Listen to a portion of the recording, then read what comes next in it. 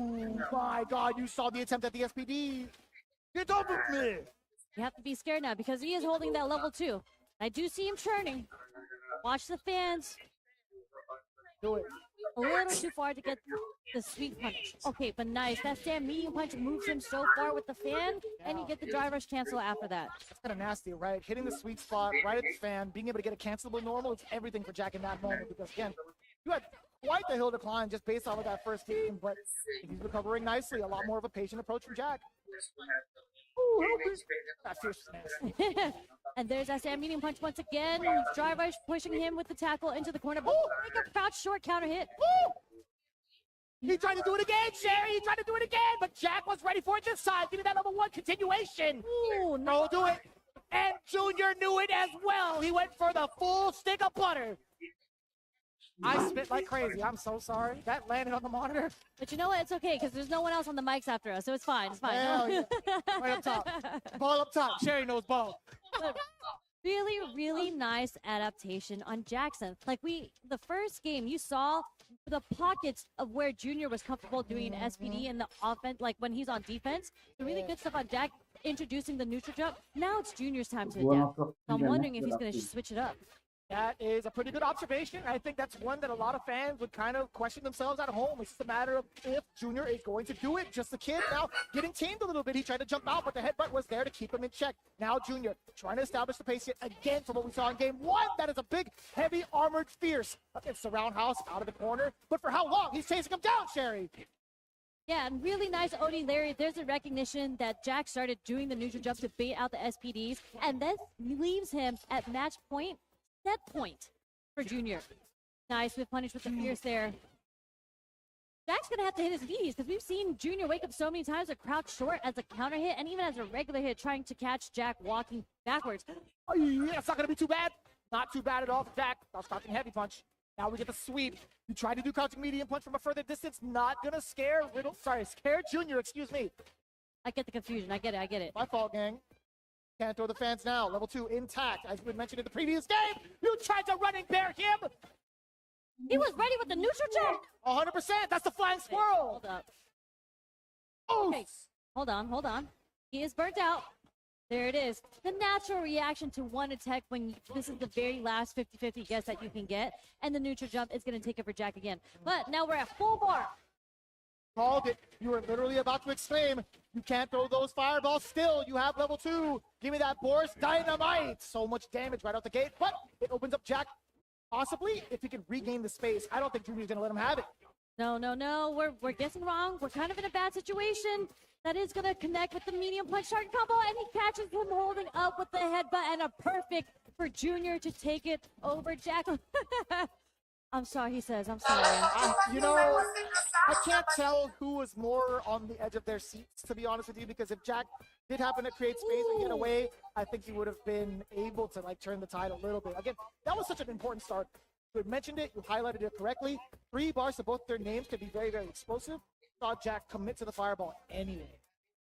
I feel like, especially when Zangief has level 3, a lot of your mind switches to okay, I just don't want to be in this close vicinity for him to get this level 3 off. And people tend to forget that 𝗏𝗏 actually does a really good job at this too, is using the level 2 and then going into having level 1 in your pocket and getting another level 2 100%. in that situation. So I feel like as a character, especially with Luke, right, when you have fireballs or something, when Zangief has level 3, you get very comfortable, especially if it's the beginning of a round, throwing a projectile because you don't want to be in that range where you can get a level 3 off.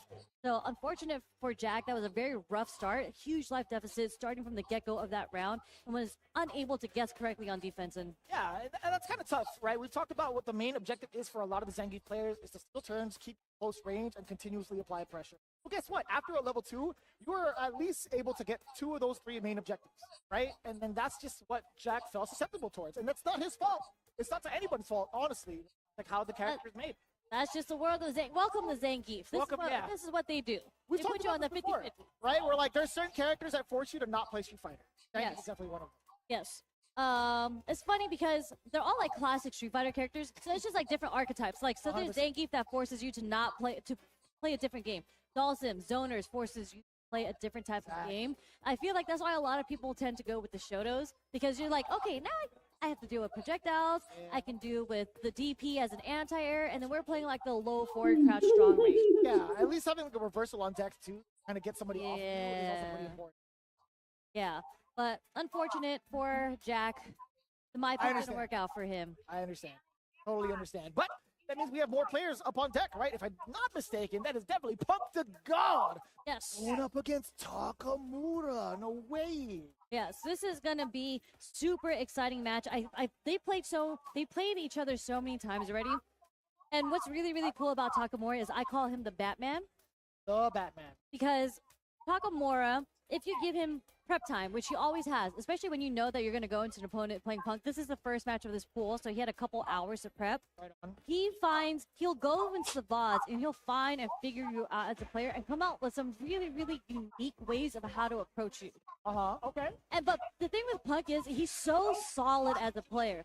He is like S tier in footsies, in like the low four confirmations and reactions. I wonder how he can really plan against that. That's kind of tough. That is kind of tough. Technically, we're kind of seeping into Pool K2 for those that are following along.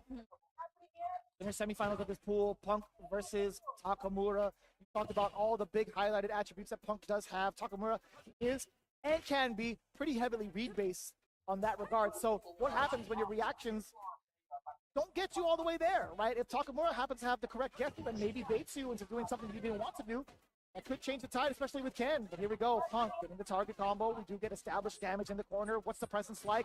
Takamura gets away for free. Huh? A little too far to get the full confirmation from the stand medium punch there. There was an attempt. Confirmation. The wake up, the lay throw. Once again. This is going to be it. We're going to go dump it out into level 1. We want to close out the round. I appreciate that from Punk. Not going to be overzealous with the meter despite the very hefty life gap currently. But as it stands right now, Takamura sitting at about a bar and a half. He could get explosive. That's up to Punk. Oh my God. No, with finish. That's wild. We both reel back in our seats. The big opener from Takamura. We're going to get the big, I was going to say, Harry. Hello. Playing farted a little bit on that one. What? Excellent choice on the ODDP. Punk. Experience against Takamura. Very good establishment on punishing the 𝗔𝗽ście ahead of time, so you're not in the yellow yet before you have to spend the ODDP, but this is where the pressure comes from Ken. Yeah, and he's chunking away at the drive gauge as well. Even if you opt to block, that's a little bit awkward. Takamura tried to get the rest of that. I don't know what it was, but he tried to parry. Okay. One hit is going to lead. Oh, possible cash out. Oh, definitely a cash out. For either party. A little too late on a low 4 to get the punish it. Punk tried to bait out the throw there. I will agree with you. I will agree with you. 𝗔𝗽ście, just enough damage. On the side of Takamura, the very last hit. Yeah. Really cheeky by Punk, but really nice recognition on Takamura's end, because after a parry, a lot of people like doing a throw. So Punk did try to go for the shimmy there. Unfortunately, it did not work out for him, but nice whiff punish from Punk. And this is what we saw in the first round, too. He started his round off with a perfect parry on a fireball and got the punish, and he cooked that round. So I feel like this might be history once again. Possibly. But that roundhouse might have something else to say about that, 𝗔𝗽ście. Level 2 coming on in. Takamura now being able to establish a little bit of pressure. Dash on up. Punk doesn't give a damn. That's level 1. Get off of me, sir. Really smart on him because he didn't want to spend the OD. Perfect parry again. Taking him to the other corner. Oh, the uppercut. Takamura putting a bet on it. Punish the pressure on roundhouse. Oh, but he doesn't have enough. That's still pretty good Oki after that. Delaying the crouch jab. That's punishable. Medium kick. Not big enough of a punish for Punk yet, meter. Man, did it go into the level 1? Not sure if that was on purpose. Oh, He could have gone into drive rush if he wanted to, 𝗔𝗽ście. Could have done anything. his next hit wins for either party. Oh my God. Did he react to that or was that preemptive? That was an infamous Cammy dive kick. The OD dive kick against a Shoto's low forward in that range. Super smart by Punk. Incredible player. I really like that. It's a very, very smart decision by Punk, though, to do that wake up super level 1. Because I feel like when people's backs are in the corner, we see a lot of wake up OD reversals. Right. And it takes 2 bars, right? But Punk was Caralho, agora que eu tô vendo que é o Rugby Bird and it didn't read right, he would have been burnt out. Right. Instead, You can get punish countered. You can still save some drive bar if you spend the super and it doesn't work out. But the super did work out in his favor. So really, really smart stuff on Punk. That's a good call. If you look back at it, there was just about, what, 2 and some change on the bar, the drive gauge of Punk, so the math definitely checks out. But, I mean, that was a very, very close first game. This isn't 2 out of 3, though. So, Takamura better wake up. And he heard me. Oh, did he? Oh, damn. Head nod of approval. Very, very deep in on the save jump. Again, is trying to chunk away at the drive gauge. One step too many. Punk found a way to escape out with the jab first. Now the back throw is going to be very, very important for Punk. É, Big. Praticamente isso é uma final aqui, ó. Takamura now on the offensive. Punk versus Takamura. Do mesmo grupo do 𝗔𝗽𝗲 lá. Eu tô vendo o Punk tá ganhando. Vou tirar 2. Essa é a gameplay dele. Vamos ver aí. Eu espero que Takamura ganhe, que eu não tô gostando do Punk. So with the perfect parries, very consistent on Punk's end here. But who's going to get the next low forward? And still within range to get the back medium punch, the full continuation. Level 2 animation. She got a 2 style. Not okay. I was going to say, it's always the kick that gets me every time. A backbreaker into a small little kick just to take the extra damage? Unnecessary. He's not even going to be able to feel it. You know what I'm saying? That's just unnecessary. He should really be paralyzed at that point from that backbreaker. You know, it is what it is. Cam's got an extra spine in his pocket somewhere. Got it biochemically engineered. I don't know if it works that way. Anyways, Punk already on the offensive yet again to start things off. Very reminiscent of the previous game. This pressure is just too immense for Takamura to take big risks. And now Punk again, big option select, OD uppercut. Takamura. Sim, ele não consegue confirmar. A Kami, ela é rápida, né? Tem uma tradução pra isso, né? Ela é igual a Chun-Li e a... Como dela, a 𝗔𝗽𝗲. São rápidas, porém precisam fazer um combo mirabolante para dar dano, né?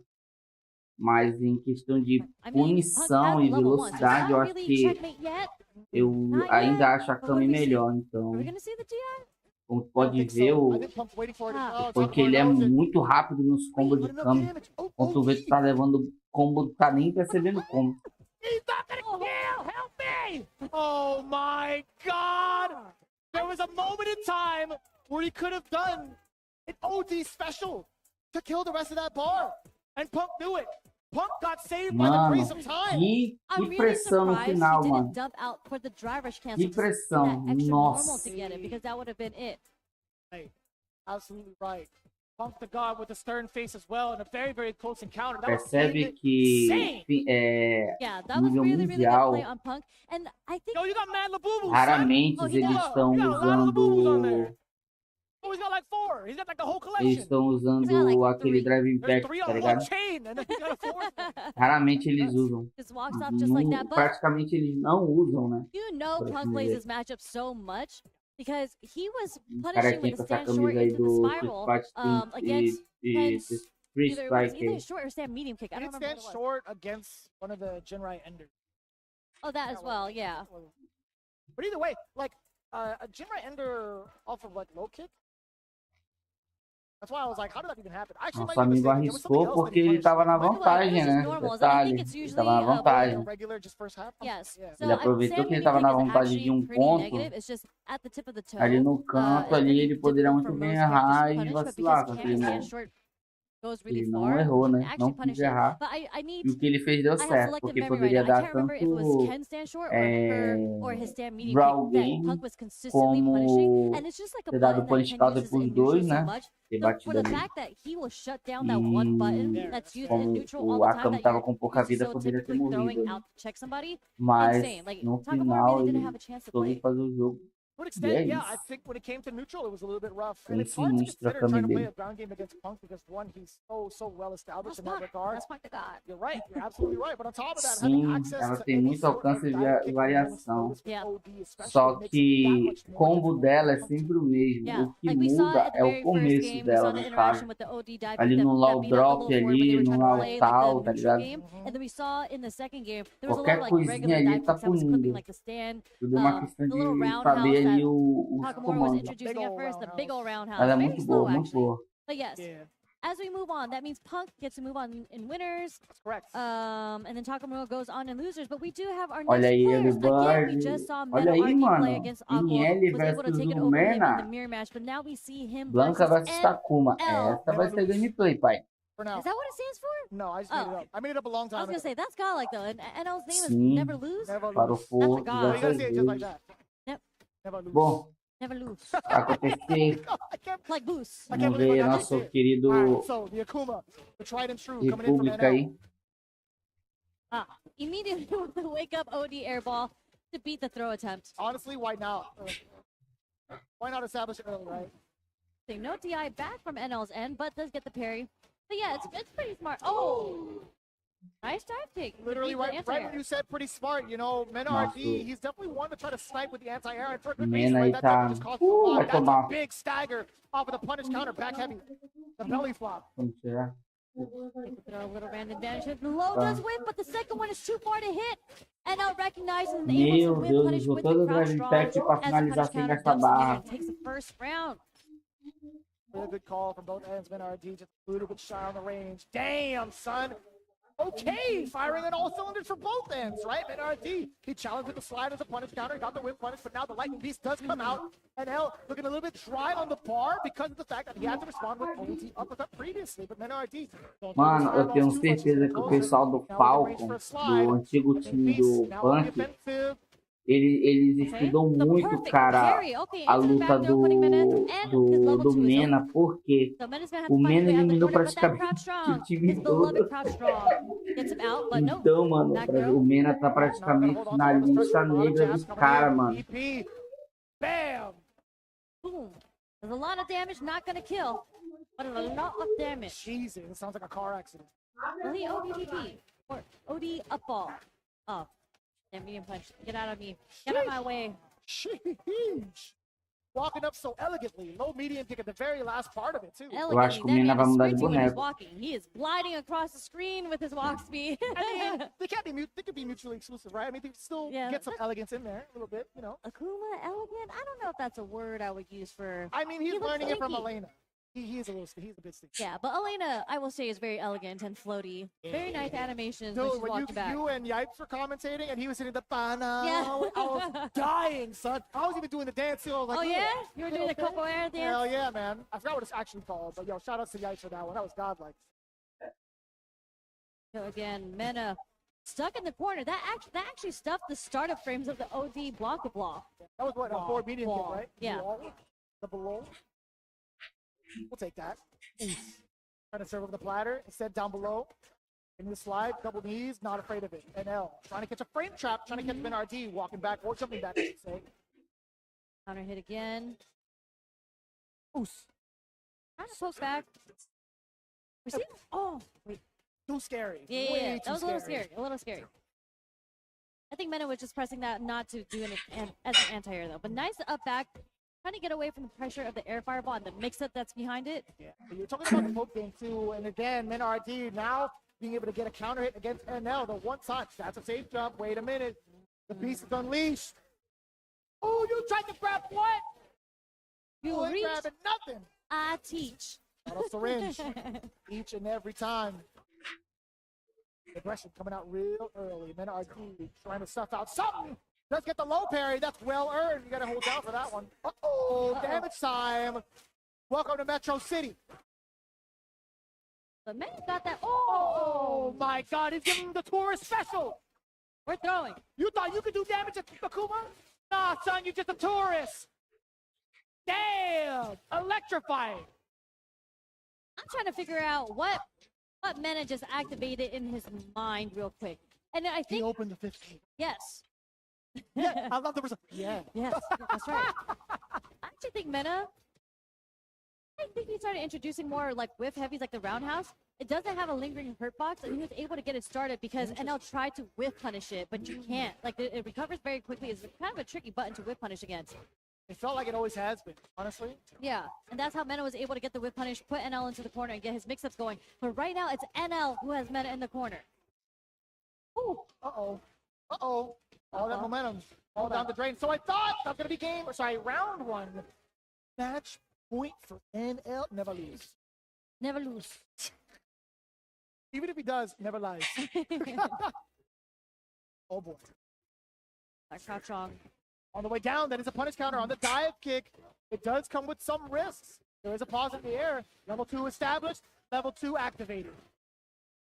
This is kind of where Mena shines, but if NL is able to defend against all of this, to a degree he was for a second. Oh no, he can't jump that. Wait, it wasn't enough though. Always living by the skin of his teeth, or so we thought. I don't like Blanca's smile when he's doing that. He does a slide, he's just like... Yeah, he's so happily sliding. I guess, but man, that's so devious. Nice block on the overhead. Because he knows he's hitting. That's why he's smiling. He's like, hey, I made it under the projectile. Oh, help me. It's a little scary right now because I feel like Mena was able to close out so many rounds with the level 2, but he's nowhere close to having one for this round. So he's just going to have to fight this straight up. That is a very, very fair deduction, honestly. And now with NL, with this much momentum, building up into level 3, this could be problematic. And Mena RD doesn't get out of the corner within these next couple of touches. It might be doomsday. The delayed crouch, strong, works for Mena, puts NL into the corner. NL slowly fighting back. Okay, OD ball, doesn't bite on it now. Oh, did you see how delayed that stand roundhouse was? Dear God. Oh, that's too high. It's his turn, though. Oh, he was too far. The bite's in. And that's going to be more than enough. Level 3 incoming. Drag him down into the darkness so that we see Elena only. Bro, Mena's like, y'all not watching this happen to me. You're going to see Elena on the screen right now. But very, very unfortunate. He tossed it back. Yo, NL stood up just to make sure the rest of it. He clutched his chest. He's like, okay, I wanted to make sure that killed. That's wild, son. He went back to pause. Voltei. Eu fui lavar a louça que a mulher pediu. O que aconteceu? Like, you guys can't see it, but we can hear the game sound. And that's just such an unfortunate, like, last ender for Mena. Meu Deus, o Mena perdeu, não acredito. Right outside of it. Yeah. Mena tá numa fase ruim, ele tá... Não é nem uma fase ruim, cara, é que a galera tá trabalhando muito pra eliminar ele, porque 2024, cara, 2023, 2024, ele ganhou muita coisa, pô, muita coisa mesmo, e a galera não tá superando ele não, mano, tô botando pra lascar ele, pô. Entendeu? Então a galera vai estudar a imoralidade desse cara pra caramba. Felizmente ele foi eliminado na Brock, mas vamos ver aí qual é os próximos, hein? Tem um brasileiro aí, um tal de Nil Pedro, venceu aí um dos favoritos do Japão. Vamos lá ver o que vai acontecer agora. Podemos ter um campeão novo aí. Yeah, he got the counting hit. Still was on the offensive. I think he built up enough because we're getting beat down for a lot, and you get a lot of reward on meter for getting beat up like. Yeah. So unfortunately, very, very sad. Mena falls into losers. Again, that was... It's very happy for NL. Depends on how you see it, right? Bem o áudio do jogo, amigão. Right? I think NL. I don't know what his current record is like against Mena RD, but against the Blancas he's been playing with, I feel like, it's been really, really rough. It's like slim pickings in regards to who he has in Korea. Also, South Korea is rocking his hair. That's right. I don't know, but I mean, NL is very seasoned. He travels a lot, and what's really cool about Street Fighter 6 is the netcode is great. So at least being in Korea, you get the chance to play against Japan a lot. Even like China as well. Yeah, There's exactly. a lot of talented players that we've seen here today over in China as well. But again, I would love to see who the Blanca representation is, or the representative is. But I know for a fact that Mena RD is not one to kind of shy away from the challenge, and I'm almost positive when it comes to him and NL, they'd be like, yeah, we could run the set. I don't know if it was in the same. But like, the statement still stands. They would actually run sets. I mean, because they're technically not out yet because they're both still in just Menas and losers. So if they make it to top 8, there's a good chance they might need to play each other. But speaking about everyone all over the world playing online, you still have a chance to enter into CPT if you join the World Warrior because it is back. The season starts next week. Registration is open for all events. So head on over to capcom.us/WW25 for schedule and more information, including the regional finals pricing and how to earn the coveted Capcom Cup 12 invitation. Because as we've seen, there are players all over the world waiting for their chance to be discovered, to have their debut into Capcom Cup, and World Warrior is a way to go through it. And if you look at the prize pool, you do get a chance 2,000 all the way into 300 if you make it into the top 8 of your regional finals of World Warrior. Not bad for being able to play for free and at the comfort of your own. It's free to enter. It's free to enter. It's US West is next week, by the way, so you should enter. I'm not allowed to play, Sherry. Oh, that's right. I'm sorry. But what you guys can do, if you guys want to get the bigger challenge, right, you want to get the full offline experience, you can head on over to the next CPT event. That's right, the Capcom Pro Tour is having their official stop over at Blink Respawn 2025 over in the beautiful, and I do mean the beautiful, Dominican Republic. Register now to make sure you are part of all of that energy, all of that action, because I guarantee you, if you take time out of your busy schedule to hit up Blink Respawn, you'll have the time of your life. I promise you that. I promise you that. Yeah. It's such a beautiful place. And the vibes there in general, top tier. I mean, I'm trying to go to the beach. The beach. Well, you know, Dominican Republic. that's, you know, for the VR, for the VR specifically. Again, Blink Respawn 2025. Be sure to register now. Yeah, and as we're talking about more Street Fighter 6 action, what's really cool is that Save Jam Slam is back. It is right around the corner, Save Jam Slam 5. So instead of competing and whatnot, if you want to watch, you can watch your favorite creators and streamers learn from Street Fighter 6 pros and experts as they compete in Street Fighter 6 later this month. So all you got to do is tune into the round robin matches on June 25th and 27th. And the team final matches on June 29th, both on Twitch and YouTube. And all the matches are starting at 3 p.m. Pacific. Damn, I got to lock in for that because the last one over in Japan, actually everything that led up into the finals in Japan with Reject was a banger. I definitely lost hella sleep watching that event, and you guys do not want to miss it, especially what's on the line. Sage Jam Simon is doing a great job. Sage Jam, I see you, boy. One of the GOATs.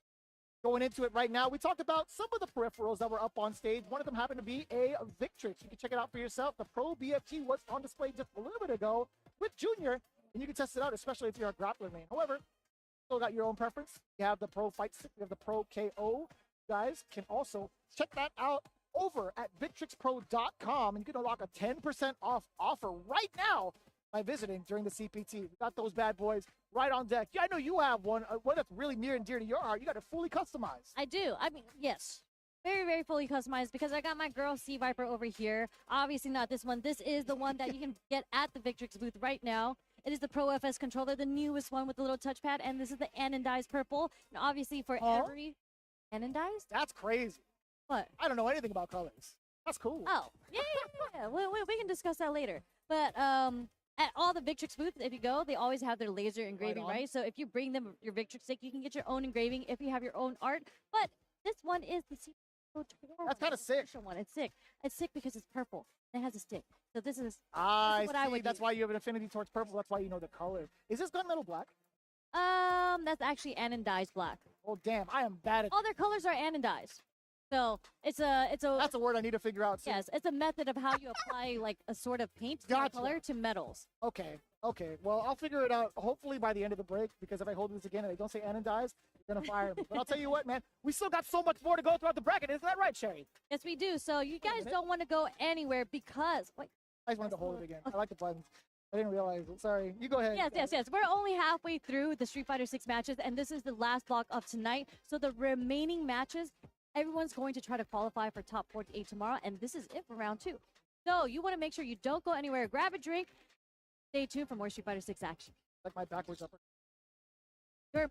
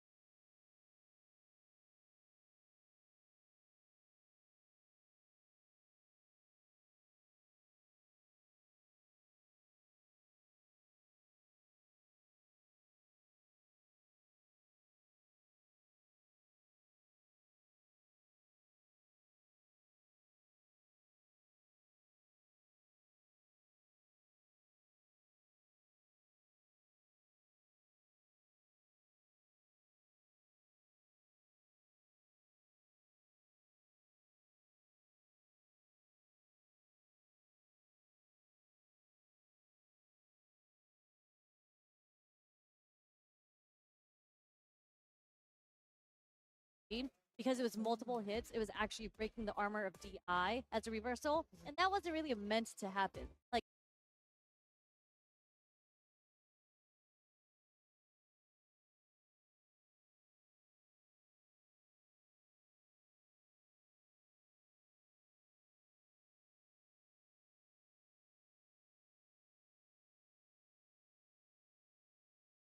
you're gonna have to either DI back parry or super in order to beat DI. So I think they took that away from the characters. OD reversals aren't meant to be DI. So good stuff on the armor there. Worked out very much in 𝗔𝗽's favor. Let's go mechanics. Yeah.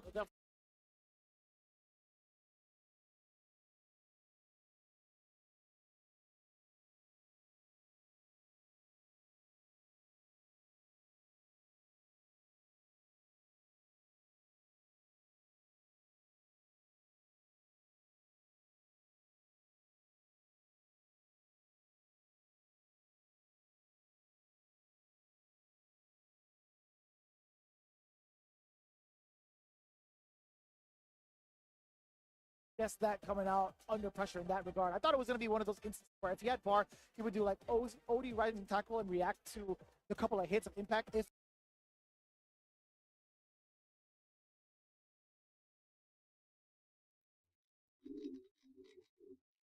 Calma aí, que deu BO aqui, deu BO na net, deu BO na net. Aproveitando aí que não tá rolando nada, vou tentar estabelecer a conexão aqui. Calma aí.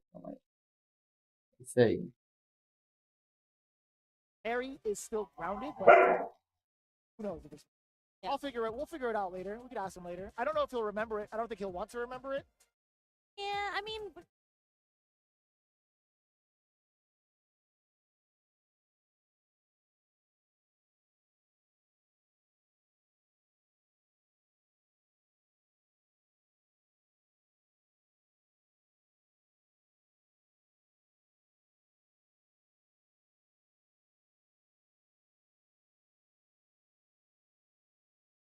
He played it well. Played it so well. He did. Earlier on. It was really good adaptation. And for like a 2 out of 3, it's really good to get that implemented.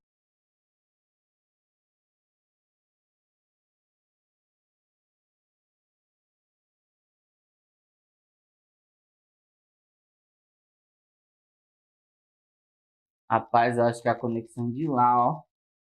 Tem momento que picota, tá ligado? E na minha internet não. Oh, meu Deus. Implemented as soon as possibly can. Yeah.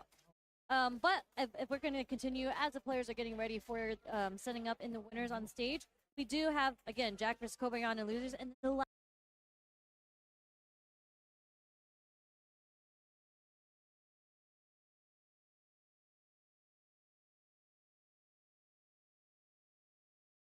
last losers match is going to be Aqua versus 𝗏𝗏. Aqua, unfortunately, took down the hometown hero, Team Liquid's nephew. Reload him. Hey, good for Aqua.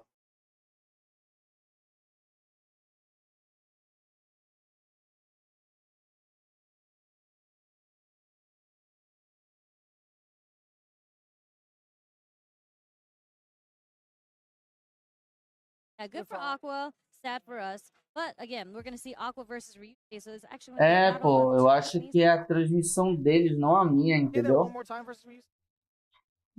Porque a minha internet aqui tá normal, pô. Então eu acho que é a transmissão deles que tá com problema, porque minha internet tá normal aqui.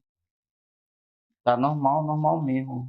O nível de pico tá... Tô recebendo 5 kbps por transmissão, então tá de boa. Não tá tendo interferência. A interferência é lá, não é aqui. E eu achando que era chuva. Mas não é não. Não é mesmo. Não é. Bom. Tô tentando estabelecer aqui de alguma forma, mas tá complicado. Deixa eu tentar ir para um outro lugar aqui. Yeah. They're like the training partners. So, especially in preparation for shooting. Calma aí. If they're playing against each other and they're training partners, we're going to see some. Pois é. Não é a minha, é deles.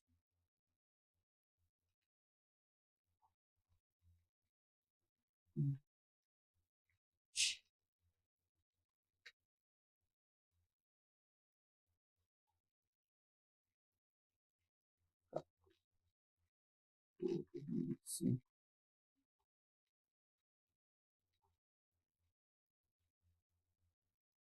Wild, wacky stuff happen. Not necessarily. No? I think there's gonna be a lot more respect.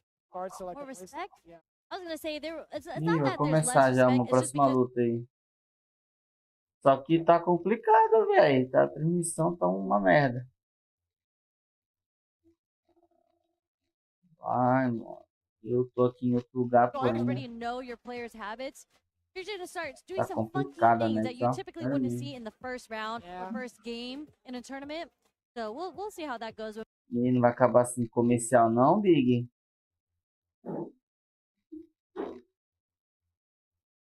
Tá osso a net, mano. Tá osso.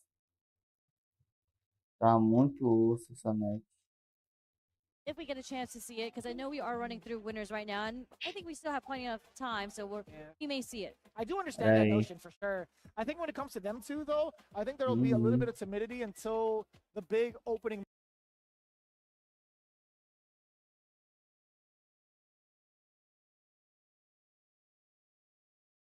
moment happens on offense, right? You get a significant knockdown, you get Oki going. That's going to be happening more so from the side of Aqua, more so in comparison to Ryusei. I think Ryusei is going to be the one to kind of set up with JP. Yeah. You get that knockdown, create some space for yourself, and then establish dominance with projectiles.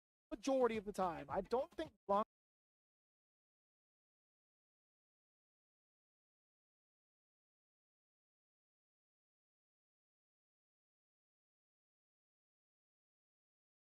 Eu acho que é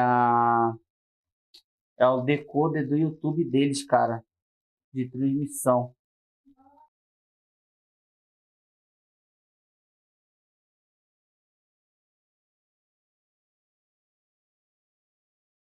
Is going to be in a great position actually as much. Or you can navigate around ghosts. You could possibly blank a ball around maybe departure if you read it correctly on time, etc. But Triglav is just too much of a problem to stop.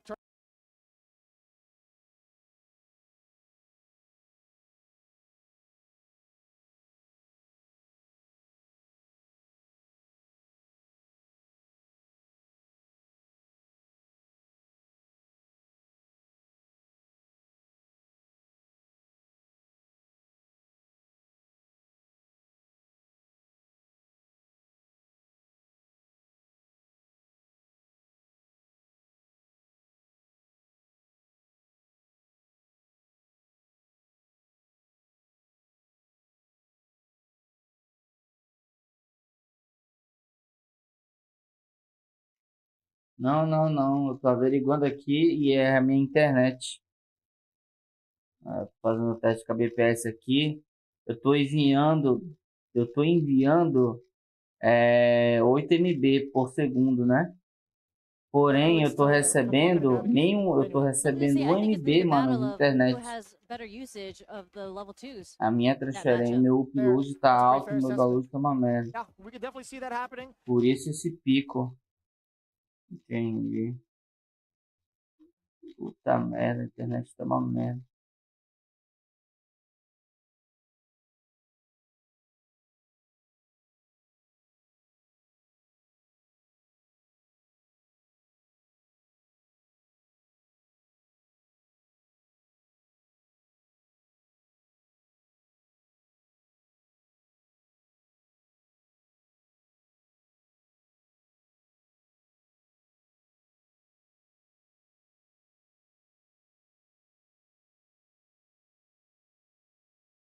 It couldn't come to fruition, but as it is, we'll get there when we get there. In front of us, however, JR Jr. is going up against King Vega.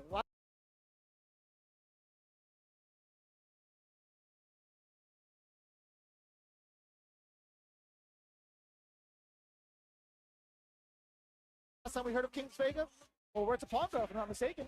Is that where it was? Oh, yes, that's right. Yes. They were playing matches. He is very actively competing in Topanga as well. Wins and losses. As it is. Yeah, As it a decent record. Here we go. Kings Vega, Jr. Game one. Immediate crouch short from Junior. That's actually a button. Funny because when I see Zengi players, they like doing a lot of stand shorts. Junior has consistently been using crouch short. Eu acho que normalizou, hein? Acho que normalizou. Perhaps. Actually, I wouldn't know. I mean, all the Zengi players got me. Let me know. I haven't been able to test out the normal myself. But I'll tell you what further. Kings Vegas reach so far against Junior with a big whiff punish. Not ready for the splash. A little awkward spaghetti. Funny because the stand medium punch is actually pretty difficult to whiff punish against Zangief, but because they had extended his hurt box literally just him as a person, as a body, he's a little fatter, so it leaves him more open to getting whiff punished. Listen, it's bulking season for Zangief. It's bulking season. He's already man's out. eating. Yeah, he be eating. That's in more ways than one. That man be eating. Oh, my man is tired. He doesn't even have one of his arms up. Oh boy. Oh, hella damage. All right, we'll take that. Not at all what Junior wanted. I think he had miscalculated the timing to get Blanca airborne into the lariat, right? Yeah. That's usually what the Zangief players would go for. And you don't see it from Junior's reaction, shaking his head. He had to force the kill with a level 2, but again, not what he wanted. Eu acho que é isso, como eles estão mexendo em questão de energia pra cá e esse tempo de chuva, tá dando pico de internet, provavelmente seja isso. Aí tá tendo pico. Lariat gets you a juggle, but anyways, Kings Vega activating the level 3 just to build some bar back and just put him a little bit of a life lead against Junior. Maybe a lot of a life lead. Damn. Take that gamble. Oh no, we're a little bit too far. Little fella. Not gonna do anything though. A lot of blockage and a lot of stunnage. Are we gonna get it this time? There it is. I lied. Forward dash, jump back. That's how you know I'm not a Zangief player. Jump, or so we thought. What happened there, Sherry? Man, it was just too early on that. Was able to get the back throw punish counter, and that's very, very unfortunate for Junior. It's 2 mistakes so far in this game that almost led to him losing. Well, he wasn't gonna lose. He had to spend his bar basically. Steal out the first match, and he didn't have access to in the second round. Oh, tried to parry, burns himself out. A little bit dry, the knees, still managing to get a throw. Activate little buddy, you know it. Got a following suit behind him. The platter. Okay, raw level 2. What you got? It's building him enough time to get his meter back there. Blanca tá muito técnico, Blanca tá muito técnico. Tá muito bom. Blanca jogava é bagulho louco. Aproveitando ali o mix-up errado do Zangief ali. Mas aí o Zangief nível 3. E vai tomar. Meu Deus, vai mais de meia vida. Tentou levar ele pro canto. Deixou ele no corner. Meteu um agarrão. Vai pra cima, meteu o drive. Zangief empurrou ele, saiu do campo no momento certo. Tanto estudando ali com o movimento fraco para ver se entra um combo com punch counter. E meteu um drive cat que fica em nível baixo. É, meu parceiro. Zangief é bagulho doido. Isso porque tu não vem com o Star Wars, porque eu tô nível 3, tá? I mean, things just worked out so unfortunately for him, and that's actually been a very consistent problem. That if you're able to get the punish counter on the medium punch, if they're just the second one does whiff, but he felt like it was a little close enough and committed to the target combo, and there's so much recovery on it. First game, really, if it was played, not being a little sloppy, Junior would have taken it, and he knows that. That's why he's feeling this way. But, you know, continue. We move on as pro players. Já deixou ele burnout. Tentando montar uma estratégia de levar pro canto e elimina as oportunidades. Tentou um avanço ali no drive rush, não deu certo. Blanca ali se mantendo, sempre esperando um vacilo e esperando a barra de drive dele encheu. Agora. Com 2 bonecos e mais de curto alcance, então os dois têm que estar perto. Blanca ainda tem uns golpes que consegue fazer, mas considero o Blanca um fight. E vai entrar o combo. Não, tá. Still manages to maintain bar, build himself another one. into that full combo. Now looking at match point. You can see the stress. Help me out. Tomou Come ponto de here. counter. Oh my. Nossa, veio. Burnout in the O first cara já 6 subiu seconds. fazendo Good. I like that. uma magia e tá Shades em of Noah. Kings burnout. Vega, I see E you. o Yeah, Kings nosso Vega has querido actually been Zangief burnt vai out for, I think, punir. every single round so far. Vai punindo, Junior, ele vai I think this punindo. is the Agora first tá no SPD he was corner. able to get on him. Foi And the como sair jump e back, saiu. Airball is able to Vai voltar pro the corner wheel de kick. novo. Okay. They're applying pressure now. E Here it is. tomou. He tried to DI Oh. back. 100% saw that coming too. Junior fighting back against the cause of defeat. Yeah, he's fighting for his tournament life right now. Have to at this point. Wait, You I got lied. No, 3 this is bars? winners. That's just still tournament life. Just has a second chance whoever loses here, but True. Very true. Meteu um perfect parry. We'll take that Vai punish. avançando agora. Any Vai day pegar of the o week. primeiro Dash 3 up. The knees, that was plus. oh, here we I go. lied. Knees are not plus. My mistake. Back medium kick is plus. But either way, set up, little fella. Covering in time from the immediate throw. Blanca Chancel. He's walking away from the danger. He's like, hey, Daddy, I'm out of here. Uh-oh. Level 3 is able to beat the Sam medium punch. Junior's gonna have to find a way. Oh, help me. Oh, a little bit of bar left for Kings Vega. He's pumping the brakes just a little bit right. He's trying to look for a counter poke. Sorry, Junior. Dang it, man. Still trying to get his way in. That could have been so much more. You actually still get the SPD. My man was banging on his chest like he was Kobe. He was slapping. He was like, yo, come here, you. I've been trying to get you in this for days. He was a little nervous there because I think he knew that he dropped the combo into the OD Larry to get the level 3 off, but luckily was still able to SPD the drive rush that was coming at him. So he lives to fight another round, another game. Yeah, he sure does. He definitely does. He needed that. Of all people, he needed it the most. Yeah. He was stressing out.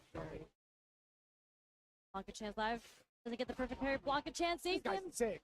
This guy, Kings Vega, is actually kind of sick. Can't even try to contest as he's jumping backwards. What a counter hit decision! My man threw out the crouching medium punch at the perfect time. And speaking of perfect timing, perfect on the board. Match point for Kings Vega. Yeah. Very unfortunate for Junior there because he tried to whip punish the button that he saw with sweep, and it was just a little too late. Kings Vega was able to get that crouch strong. That's how he got that setup. But damage because that was a punish counter. SD, the first one of this round. Where are you going, bro? Get him back down. Send him to his room. Bang! Night, night! Back-to-back perfects. Let me get a triple now.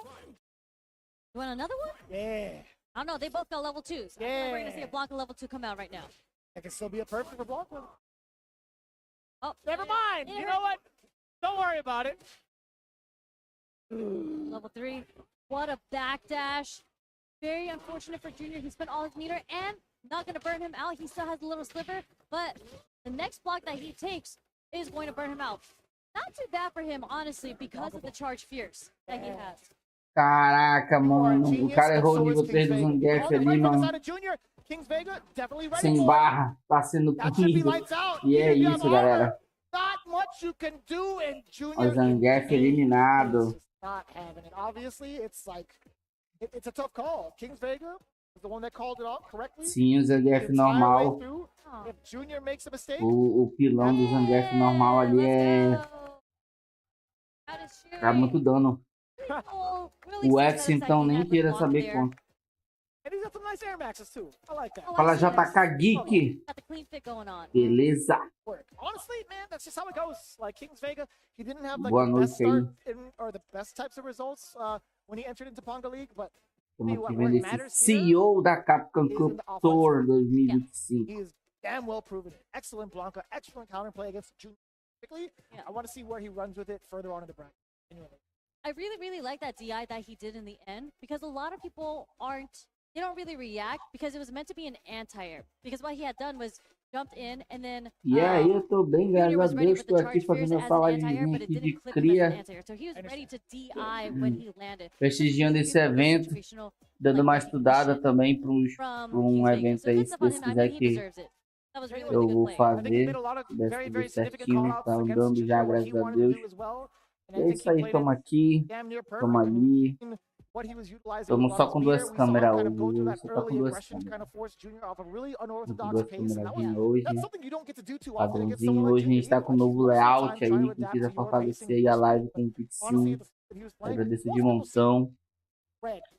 Era pro nosso outro comentarista estar aqui, né? Mas não tá. Mas é isso aí. A gente tá conversando no chat. Bom, o Blanca continua sendo um bom jogador para punição, para mid fight, né, que eu chamo, que é a galerinha que tem que estar perto, né, para bater, né? E ele é um dos que é para de perto, que não tem magia de agarrão, como Manon, 𝗔𝗽ście, e o boneco tem que estar perto para agarrar ele, não. Para punir, então, ele é muito bom. Então, na mão de quem sabe, isso se torna um verdadeiro Blanca. Infelizmente, um dos meus favoritos, o Mena, perdeu, né? Perdeu pro Iniel do Falco. Antigo time do Punk da Gold. Tô atualizando vocês aqui para quem entrou agora. Infelizmente, um dos meus favoritos saiu, perdeu na Brock.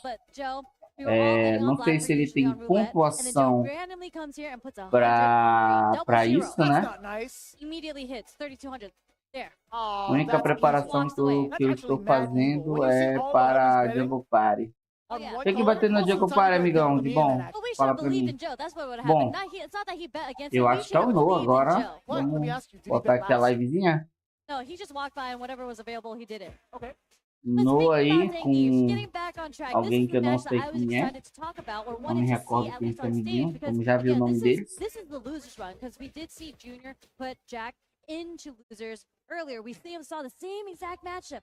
Vamos ver a... Vamos lá, mais 𝗔𝗽ście. Ah, não, não é o Noah, não. É o tal de Jack versus 𝗶𝗲. Então, esse estudando meteu um taco carregado. Nossa, vai muito dano. And you're in burnout? Sweet Lord Almighty, send help. You're mine! That was so far. That was more than pô, legal, Guilherme Brits aqui em Manaus de novo. Aniversário de 20 anos da JP, legal. Top. Massa, massa. Vai ter campeonato de cosplay, o que é? Faz tempo que eu não vou na JP, tem um bom tempo. O 𝗔𝗽ście tá causando estrago. O 𝗔𝗽ście com a roupinha clássica dele aí, pai. Sinistro. A galera fica estudando ali, mas a Mai não tá tendo muito alcance ali, então tá aproveitando as poucas oportunidades que tem, poucas brechas, e tá punindo. E boa! 1 a 1. Conseguiu ali uma boa punição no finalzinho da partida. Mano, essa arrancada do 𝗔𝗽ście pra agarrar o cara é muito escroto isso. Isso é muito roubado. Opa! Boa, Mai! Ai, ai, ai. Mano, 2 hits vai muito dano. Mas tá afiado, exatamente. Ai, esse pilão, mano, pegou no counter. Se ele pulasse, o 𝗔𝗽ście tem uma magia que ele agarra no alto, então ele ia meter essa. Mano, o canto é horrível esse boneco. Pra punição em canto, meu Deus, a pessoa não corre nem sai. Well, honestly, I don't think Jack likes the jury matchup. I was just about to ask, right? I was going to be picking at a little bit of the personal relationships now. What is it about Jack when it comes to the matchup? Why is he so reluctant to play jury? Quebra se ele errar, senão não tem como. O agarrão dele vai ter na prioridade. Tem que ter uma certa distância ali. E detalhe, ainda tem que ver se ele fez a voadora da Mai na prioridade, ou seja, primeiro que ele. Aí ela já tem a vantagem. Porque se ele fizer primeiro e depois ela fizer a voadora, vai pegar o pilão primeiro. Vai fazer o que, JK, no JP? Falei pra gente. One's going to be covering a lot of space. So is that roundhouse, but damn, again, sniffing out. Meteu uma Ďury ali. Using that OD running bear grab. Yeah, and we saw that earlier when Jack had to play against Punindo Ďury. He also gostosamente. that. So, okay, we're seeing the Botou o pressure work out. 𝗔𝗽ście This no is where Ďury canto, não tá shines. But sabendo the crouch sair. short again, getting Boa. hit. Yep. Boa. Can't do anything about that. Nível 1 básico. Deixou ali uma barra de diante só pra fazer o combo mais longo. Pra matar. Get a little bit of the kicks in, get a little bit more of the drive rush cancels in. Just a kid looking a lot healthier in this game in comparison to all the other Zangief matches he's played. Backdash, no whip punish on the oh, we get the whip punish on a stand medium kick. That button was notoriously known for being difficult to whip punish. Not in this season. É. Not at all. We take that. Velocidade. Oh, he tried it. That would have been much more dangerous. A Maia é rápida, porém a Kami e a Ďury é maior que isso. You don't want to go into level 3? No, chef. Achei que ele usava o nível 3, mas não usou. Mas eu acho que é porque o nível 3 não compensa, eu acho. Porque é o seguinte, o nível 3 dela não dá muito dano, não. E pra mim, assim, não dá muito dano. Eu faço muita coisa pra dar dano com a Ďury. You see the introduction of the low forward come in, and we saw it with Mai too. But in the neutral, it's very difficult for Zangief to fight against low forward. But we see it start off with the crouch strong here coming from Jack. Não posso falar. Vou fazer uma surpresa, não posso dar muito spoiler. Pra quem acha que eu vou fazer cosplay de Kakashi dessa vez, novamente, sei não.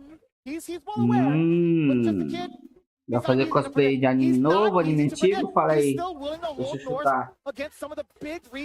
Só fala se é um anime da época de ouro ou é um anime atual de 2020 pra cá. Ele vai fazer nada comigo.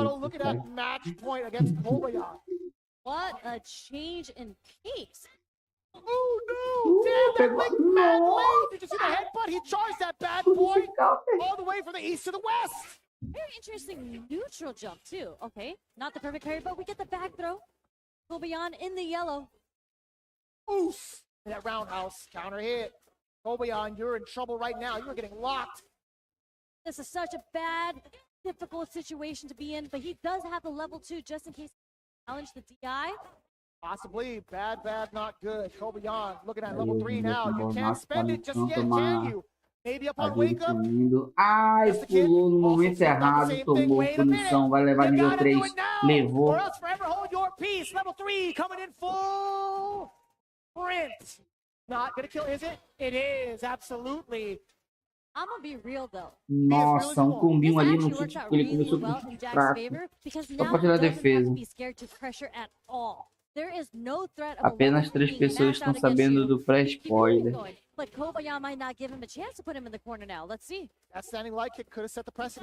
Só me fala se é da época de ouro dos animes ou é atual. Falei pra mim, que aí eu já vou ter uma noção do que é. Meu Deus, que recuperação. Meu Deus. Mano. 𝗔𝗽ście venceu, cara.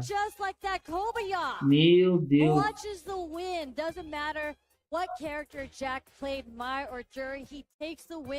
Puta merda, o 𝗔𝗽ście venceu na.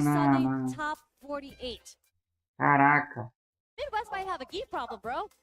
Estilo mediano. Mediano? Estilo mediano. Maybe. We'd have to check the archives of Combo Breaker. All I know, I mean, 𝗔𝗽ście was in grand finals, right? Ele tomou muito pau no chicout, cara. Ele vacilou muito no cross, tá ligado? Ele defendeu muito embaixo. Mas o 𝗔𝗽ście tem uma cabeçada. E se tu defender embaixo, não defender em cima, ele tira a defesa. E é isso que ele aproveitou que o cara não tava sabendo defender e fez no final do round. Vamos lá. Estilo mediano. Estilo mediano. Eu não entendi estilo mediano. Estilo mediano. For the first time in a long time. That's all I recall. So that's a different kind of piece. Estilo mediano. Entendi, não é referência estilo mediano. Or was it 𝗔𝗽ście? I Eu don't só remember. perguntei se é da época Yeah. de ouro And dos then, animes and ou é then os Dual Kevin animes did reset it atuais. in the grand finals, and that's Aí where o he was cara the me one fala, winning. But actually, estilo Kevin beat mediano. 𝗔𝗽ście at the LCQ Como for assim, EWC. gente? You're right. I You're think right. overall, Zangief still has upper hand on Dual Kevin right now. Truth. Yes. Truth. And then You're now onto we something. just see Jack. We lost to Junior, lost to 𝗔𝗽ście. It's a geek problem. There's a geek problem. Yeah, I mean, the bottom line is US has got to step it up against Zangief. They do. Zangief, more US Zangiefs. I mean, Ramsey has been putting in work. Ramsey is the GOAT. I don't care what anybody says. That guy is actually mad creative when it comes to offensive pressure. Yeah. He's like, Ah, one of my então é favorites to um watch. anime que Alongside é ARD, when the nem Zangief é does come out, antigo, but I mas think também não é he's gonna novo. be É on isso que the ele back quis burner for a dizer. little bit because of his current progression with Só que Blanca and mediano pra mim é his aqueles turn. But que, again, que tá com baixa it might be a little bit nota of a problem mediana later no on. I think Metacritic. we have to get ahead of it as Eu a acho que pra as a mim, unit. I mean, mediano even é Japan, isso. they also struggle. Mas If tá, I'm being real vou here, pegar esse Bro, they just said he raciocínio. was the #1 character. that's what I'm saying. Japan definitely struggles against Zangief as well. So it's Struggle. it's Yeah. hard. Life's hard. Zangief's around. Tournament life is hard, especially in a That's 2 out Bom, of se é 3. estilo If you're a spectator, mediano, though, you love that. por assim dizer, I For love spectators, não é I feel their antigo, mas pain. também não é I've been novo, there, so I feel their pain when I'm getting deve SB ser beat after depois headshot. que I have never been there in this deve game. I'll tell ser you what. depois que o Naruto e o Bleach That's fine acabou with me. ali. But look at Tal, who we mais have pra, next. Speaking of mais pra Japan frente um and pouco, né? their gi problem, let's go back to the Japan part. We have Mas ele tá falando Ryusei. que não vai Not fazer our Kakashi, Yusei, but vai fazer Ryusei. algum That's actually pretty sick. outro If he has a anime slash ou in his pode name fazer and o it's mesmo R Yusei, personagem do shout out Naruto, to só R que Yusei, outro. bro. Yeah. It is definitely 100% Ryusei. Sorry, Se você quiser ver, saber We are qual so é, vá sorry. para o That's evento, definitely aí Aqua você under vai that mask. saber. No fool. Oh, come Aí on, guys. We were o just Ryusei kidding. aí. But what a cool team name too, Scars with a Z. I'm a member of Scars. You know what I'm saying? Who I knows leave that? scars all around. You know what I'm saying? É, Boku no Hero, né? Também, Different type Boku of no Hero. different type of unit for the Resident Evil franchise. I'll tell you what. Também It's tem like the que ver bootleg Stars. You know também what de I'm saying? Blanca acordo coming out com os animes que from ele the side of assiste, Aqua né? as expected. Tem muito Ryusei Storm, checking the final notes do against Isekai, sei lá. training partner Aqua. Gonna be JP. He's like, okay, I just gotta O perfect carry the anime ball. Don't throw a bad ghost. como é que é? Don't throw ghosts. Life Throw some ghosts. Slice, I né? say Que é faint o ghost. jeito escolar. Faint ghosts to get a Yeah, whiff. you guys mix it up. What's really cool is that, like, just in case Blanca does want to Vou go fazer in on him and he wants to do like the hot anime mix-ups, BL. or even like the Blanca balls, and he has a portal out, he can just teleport out of the corner to get out of that pressure. Trade positions. That makes sense. It definitely makes sense. Random question, chat, and also anybody from the Capcom side that is watching. Hey, what is stick sensitivity? Stick sensitivity? I have no idea what that does. That's an option? Yeah. During the button select stuff. I've seen that right out the Ah, gate. JP I've never messed with Blanca. it. I just have no idea what it does. I need an official confirmation as to what. I don't know how to Ele do Slime. I actually Do legitimately have Ryomaru? never seen that setting in my life. I'm telling you, it's been a topic of it's been Também, actually a deve ter subject of sido, conversation not too long ago on social media, and I don't think I found the answer. Either way, we'll find the answer to this momentarily. Blanca versus Já JP, mesmo é a Aqua personagem versus do Ryusei. Game, mano. Essas cosplay daqui de Manaus raramente. There's a fake ghost that you were talking about. Mm-hmm. Aqua did try to check that drive rush for Ryusei, but the cane coming through actually takes priority. Kind of tough. It's kind of tough to manage, right? Especially with the hitbox that it has. Also at that speed. Oos. With the fierce. Okay, set up the portal. Okay, nope, more spikes. Ooh, Raising Cane, one of the best anti-airs in the game, baby. Called it Raising Canes? Because he I'm has the feeling cane and that. he raised it up in the air. I'm feeling that. Watching heavy punch, yo. Esse JP de longe é só pra baixo, mano. Dois pra baixo, Have a dance qualquer off, botão Ryusei que ele showing lança off that magia. Oh, can't do it again. E Can't vai be na dancing up in his medida face. e vai na medida That cane is putting in some fraco work ao right médio ao now. forte. Dois pra baixo ele Oh, vai again! no fraco é perto, no médio é no meio da tela Jesus. e no forte é Ryusei lá no with canto the da tela. control. Not much else to commentate on that one. That was pure dominance. Why did I sound like a sports announcer? I mean, Ele é assim. this is a sport. That was very pure dominance. Aqua did Random on not. my part. Mad random. Aqua's not finding an opening here. Like I don't know how this matchup particularly goes, but there was a point where he was playing the range he wanted to play. This is the He was so matchup, strong. This is the matchup. This is how it goes. The mini game, the little It's mini, like, hold up. okay, that was kind of sneaky. That was banking on the timing of Ryusei's button presses, right? Are we seeing the level 2 get activated? Not yet. Blanca Chan. Keeping it going. Oh, I wonder if he had a little bit more. done more than that. I think he was baiting amnesia. Uh-oh. Mano, o cara dropou o combo, mano. O cara dropou o combo do Blanco, ele errou. Yeah, no, Se tivesse sido menos, não tinha errado não, mano. Ih, perdeu. Back right now, and here's a level 2 coming out from Use. Yeah, that was the chef's cheating secret. Although he cooked him, he wanted to make sure the temperature was right. He got 10 more seconds into the microwave with level 2. That's rough. Overcooked? A little bit. Good game, too.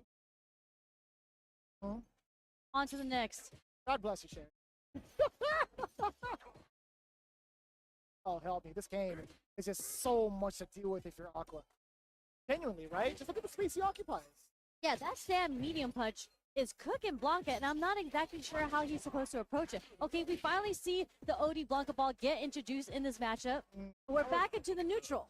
Right. Right in Ryusei's favor. Dude, that was a full screen ghost, right? Aqua reacted to that. Now he's well aware. He wants to kind of abuse this ghost. He's like, you know what? You spent mad money on this OD ball. Yeah. You're spending that money.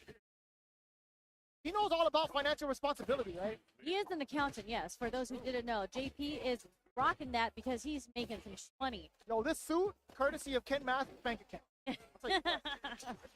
Uh-oh. There we go. Okay. Oh, what's this Linen gonna do with the ways of the streets? There's Aqua, but wait a minute. He's one on the back end after that level 2 as well. Ryusei back in control once more. Damn, Raising Cage is open with the drive-through. Open till 1 a.m., by the way. Oh, right on. Okay, level 2, burnout sequence. Aqua blocked against it as well as he could.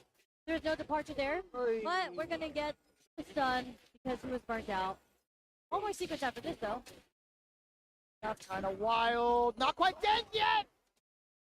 It's going to be fine either way. Ryusei playing it cool despite having a little bit of an advantage. Again, you can't punish if you're in burnout against the driver crystal, but still taking your turn. A couple of lights. Nice and easy. Match point. Aqua is having a really, really hard time right now. Oh, hold up. Signs of life, and he had to do it with a DI. Definitely had to do it yourself, DIY style. Look at the maximum efficiency coming in from that lightning beast. Little fella, come help. Yeah, Daddy. What perfect carry time. Oh, and hold up. Ooh, that ghost was smothered. There's the OD Amnesia. Trade. No trade combo, but live. We're going to see the level 2 come out from Ryusei, and this should be the burnout sequence. No, you can't. Oh, that was a call out and a half. Little fella just enjoying and watching the whole thing happen. He's watching Daddy suffer. Blanca Chan, save him. Help. He's gone. He's gone off the screen. Out of there. Okay, we'll take those trades, those hop trades with the lights. Out of the corner as well. Pretty important. You thought you could set up a departure? Nah, son. He was on the other flank.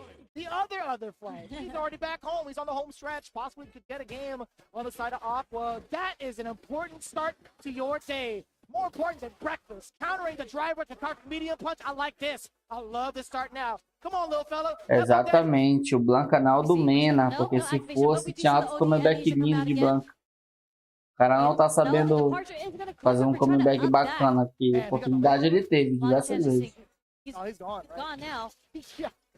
He wasn't on the same flight as Daddy. Carrying on Aqua, waiting to see it hit very last minute, so he's not spending any drive bar, pairing absolutely nothing.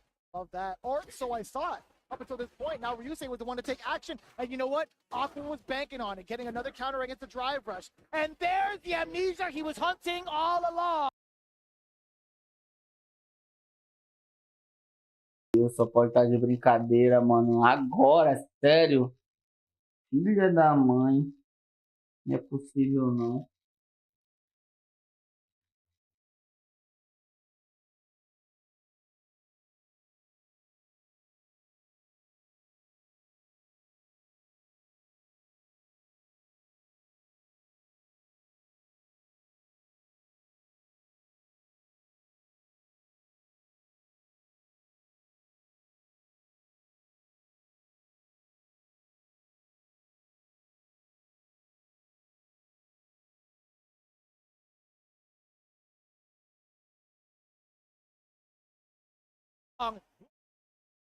Delayed jump medium kick does punish the wake up OD amnesia. Finally, Aqua was able to get a read, and we're able to see how Aqua kind of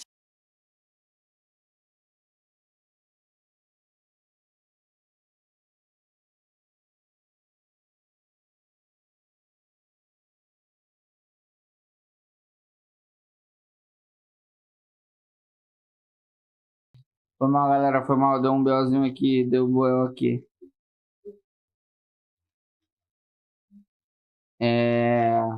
É um pico de chuva, galera. Hoje teve o pessoal da Manaus Energia aqui. Acho que ele mexeu em alguma coisa aí. Deu merda. Fora a chuva que tá. Tava toró aqui. Aí deu uma instabilidade aqui.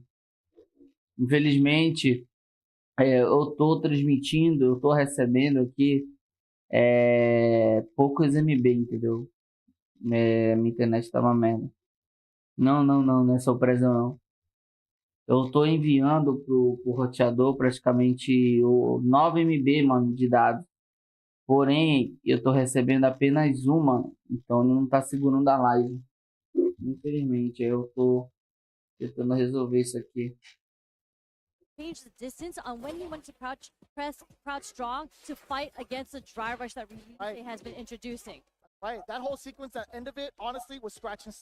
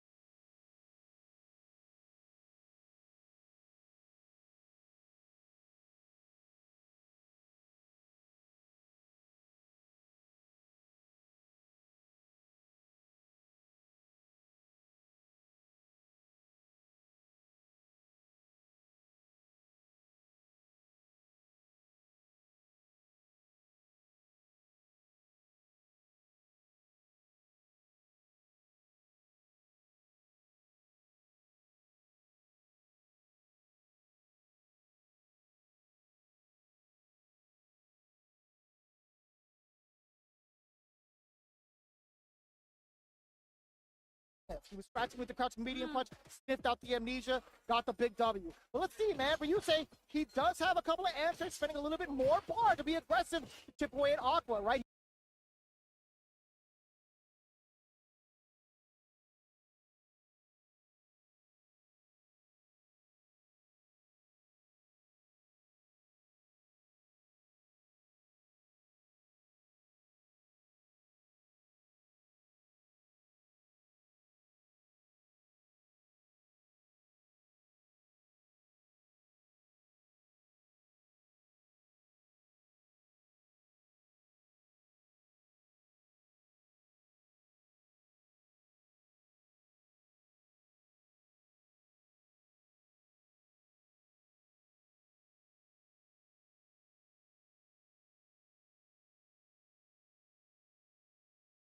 Rapaz, essa internet hoje ela me abandonou.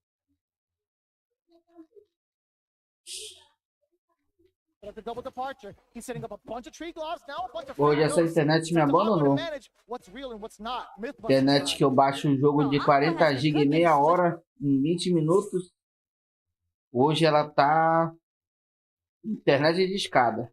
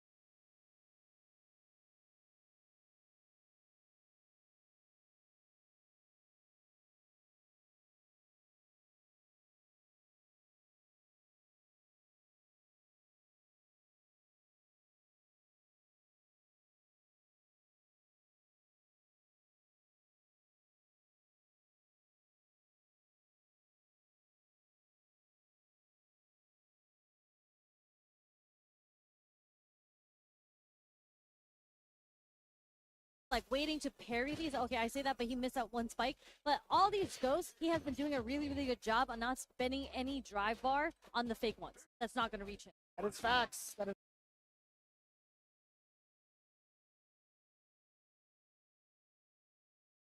Pois é, mas eu quero finalizar a live de boa, pô. Não quero fechar ela assinatória, não. Eu tô tentando resolver aqui, mano. Tá complicado essa internet. Tá complicada mesmo. Tô tentando enrolar aqui o mais breve possível, mas tá complicada a situação. Complicado mesmo. Não queria fechar assim não, mano. Mas porra, tá uma merda.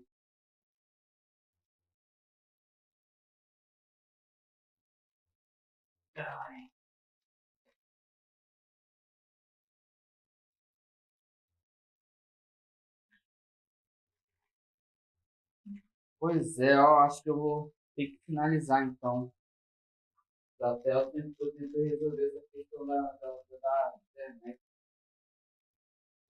Pô, mas eu não queria finalizar, galera. Olha, sério mesmo. Pretty important fact to state out because again, he's Queria remaining nice and continuar. healthy with the drive gauge to take advantage of these offensive situations. uma Now it's a merda. run amok, just like that, with a drive rush to throw off for you. Bom. Então eu vou fazer isso aí. Vou parar por aqui. Peço desculpas aí. Vou finalizando a live aí. Amanhã a gente continua, tá? Amanhã é o último dia, viu? Amanhã vai ser 10 horas, né? A live começa às 11, então 10 horas aqui de Manaus e a gente vai transmitir o último dia. É o tempo que eu me resolvo aqui com a Clara.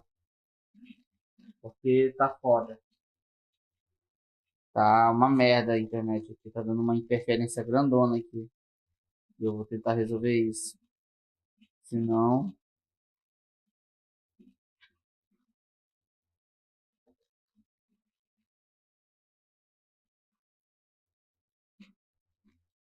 Pois é. A minha internet é boa, pô. Só que hoje a bicha virou descarga do nada. Eu acho que normalizou, hein? Normalizou, hein? Normalizou. Na esperança. Quero ver essa do JP aqui.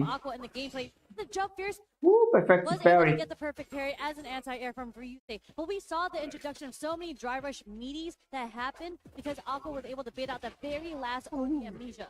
There's a jump here. Stay down. No, I'm going to OD amnesia the overhead. I like that. Very excellent response. Ryusei's been using that sparingly. Luckily enough, he didn't add on actually any extra damage towards Aqua. He parried a lot of it, got himself a lot of drive gauge. He's looking extremely healthy. No veterinarian checkups for this piece.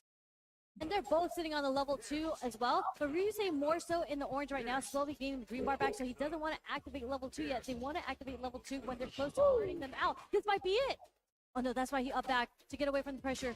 Ooh, I love that. The slam down, beating him to the punch, quite literally mid-air. Aqua in control yet again. Level 3 is intact. He could go for a giant punish, a giant whip punish that is, and could drain out Ryusei, and Ryusei knows it as well. Meu Deus, tô torcendo pro Blanca. Strike, that is everything to set up. Departure? No, fake ghost. So we're trying Vai segurar aí. O próximo pico. Próximo, vamos fazer assim. Próximo pico. Ah, não, mano. I don't think it's Porra, JP. I don't think so either, Sherry. But he's gonna have a sliver of life left. Vamos fazer assim, a próxima queda daquela Del, eu fecho a live. Pronto.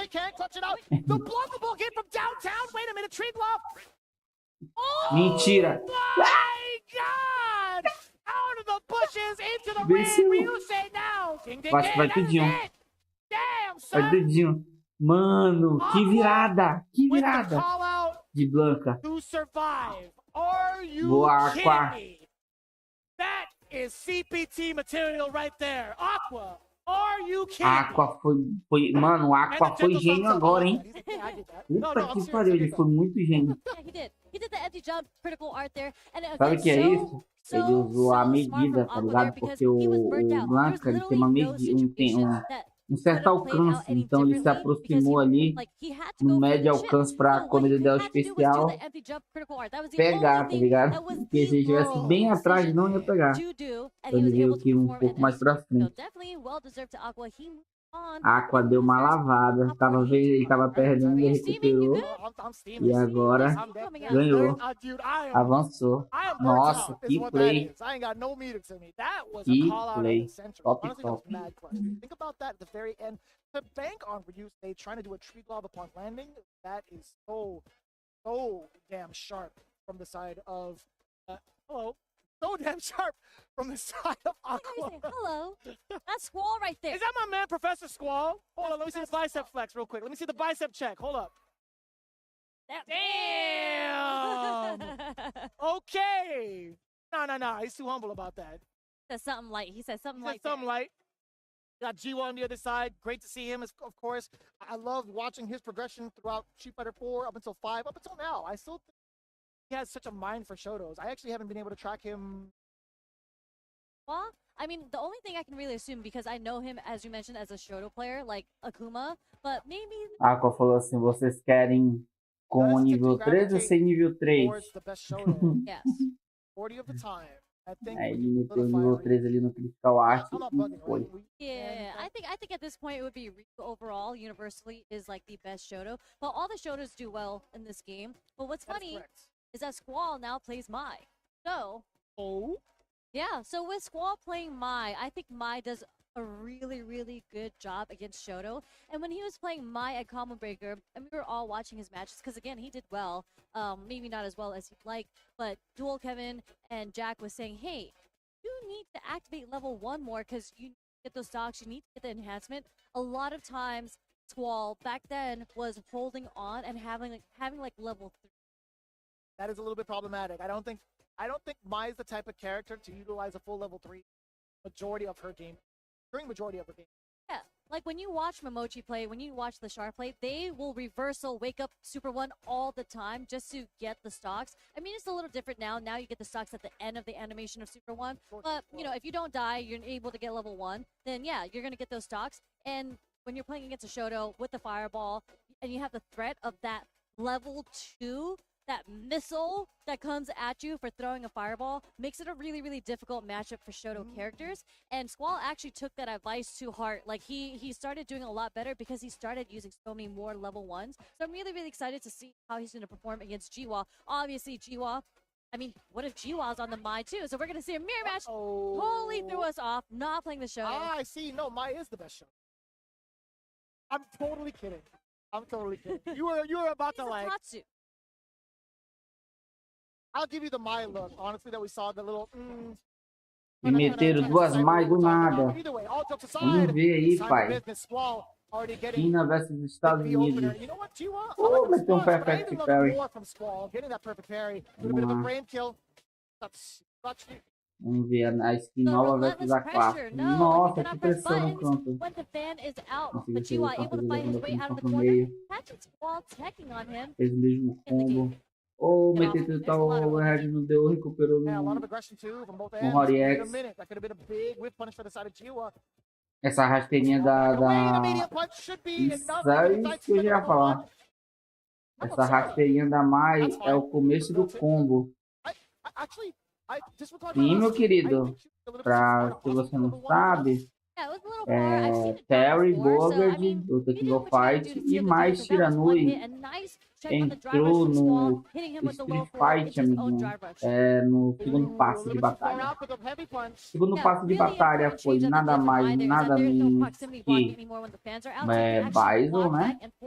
Bison, comecinho ali. O segundo passo foi o Terry Bogard, né?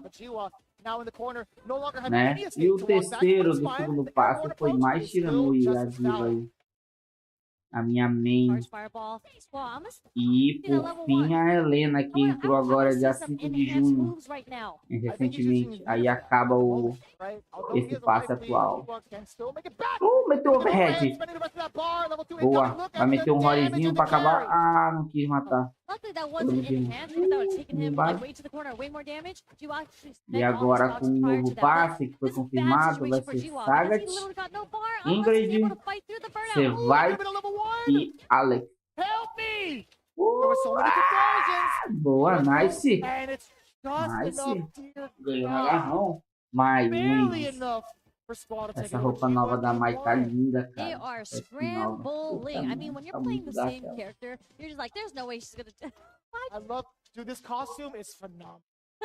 The design of this costume is insane. I like the hairpiece. That's my favorite piece. This costume. Can't say that to the bald person. But I'll tell you what, her clothes, the outfit on the cloak, I guess, on the jacket. What do you call that? This piece? Outer piece. It's a coat. Sim, ele vai ser o primeiro personagem do terceiro passe de batalha. O segundo, creio que vai ser a Ingrid. A terceira vai ser a Survive. Aquela ruiva lá, policial. Eu não sei, na ordem que eu vi lá, a Survive está no meio, né? Então eu não sei se ela é a segunda ou a terceira. Talvez o Alex seja o último do passe. Sagat volta velhinho já. Velho entre aspas, né? O bicho tem quase 3 metros de altura. Tentando fazer a mesma punição. Boa. Segurança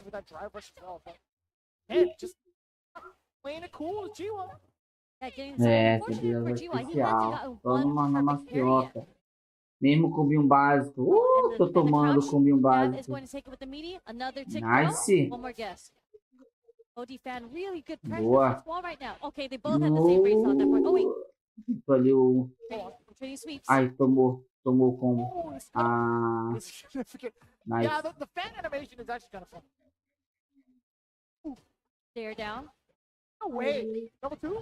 Ih, vai perder. Boa. Sorry. Nossa. Que cagada ele fez agora, hein? Arriscou e deu certo. Yeah, really good level 1 school. That was the only option he could really do unless 𝗔𝗽će decided to back up, and unfortunately he didn't. This is match point for Squall. Here's the level 1 that we're talking about. Get those stops up. Ele não quis prolongar porque ele queria barra de drive, então ele não quer entrar em burnout porque ele pode correr um risco grandão. E a Mayu gasta muita barra de drive enquanto ela vai com barra. Preciso no combo pra finalizar. Vou se lasca depois. Don't throw a fan, 𝗔𝗽će. Don't do it. Are you going to test Squall's reactions? Well, it's not enhanced level 2 though. Oh no, it's gone. There we go. Okay. Just a walk forward dash throw. One more mix up. Are we using overhead? No. Exatamente, arriscou bem. Back throw a chance for 𝗔𝗽će. He can't get up close. Ah, that was a Hail Mary if I ever Tomou, seen it. ganhou. Whoa. Being able to play it nice, cool, very Ganhou. Arriscou bacana ele. Squall venceu. Let's go, Professor Squall. I'm glad. Okay, please don't. Woo! He's fit. He can make it. Yeah, you're right. Jump off you're right. He is fit. My knees shattered just watching him do that. But either way, I love seeing 𝗔𝗽će around as well. He has been an international warrior for such a long time. He's been literally the world warrior. He's been doing so much work. So mad props, mad respect. 𝗔𝗽će, if you never heard of him, look up some of his clips from prior iterations of Street Fighter. Hell, look at him right now. He's still doing really, really strong, especially with how far he was in the bracket. Yeah, I mean, ele aproveitou esse erro so aí. he does fall, but he was right outside of top 48 at one of the most stacked tournaments so far of the CPT offline premiere. So, you know, you can't really fault somebody for, and you can't make fun of someone for losing at this point. I never would. I don't think anybody should, honestly, because they've proved themselves to be here at an offline tournament. That alone is mad.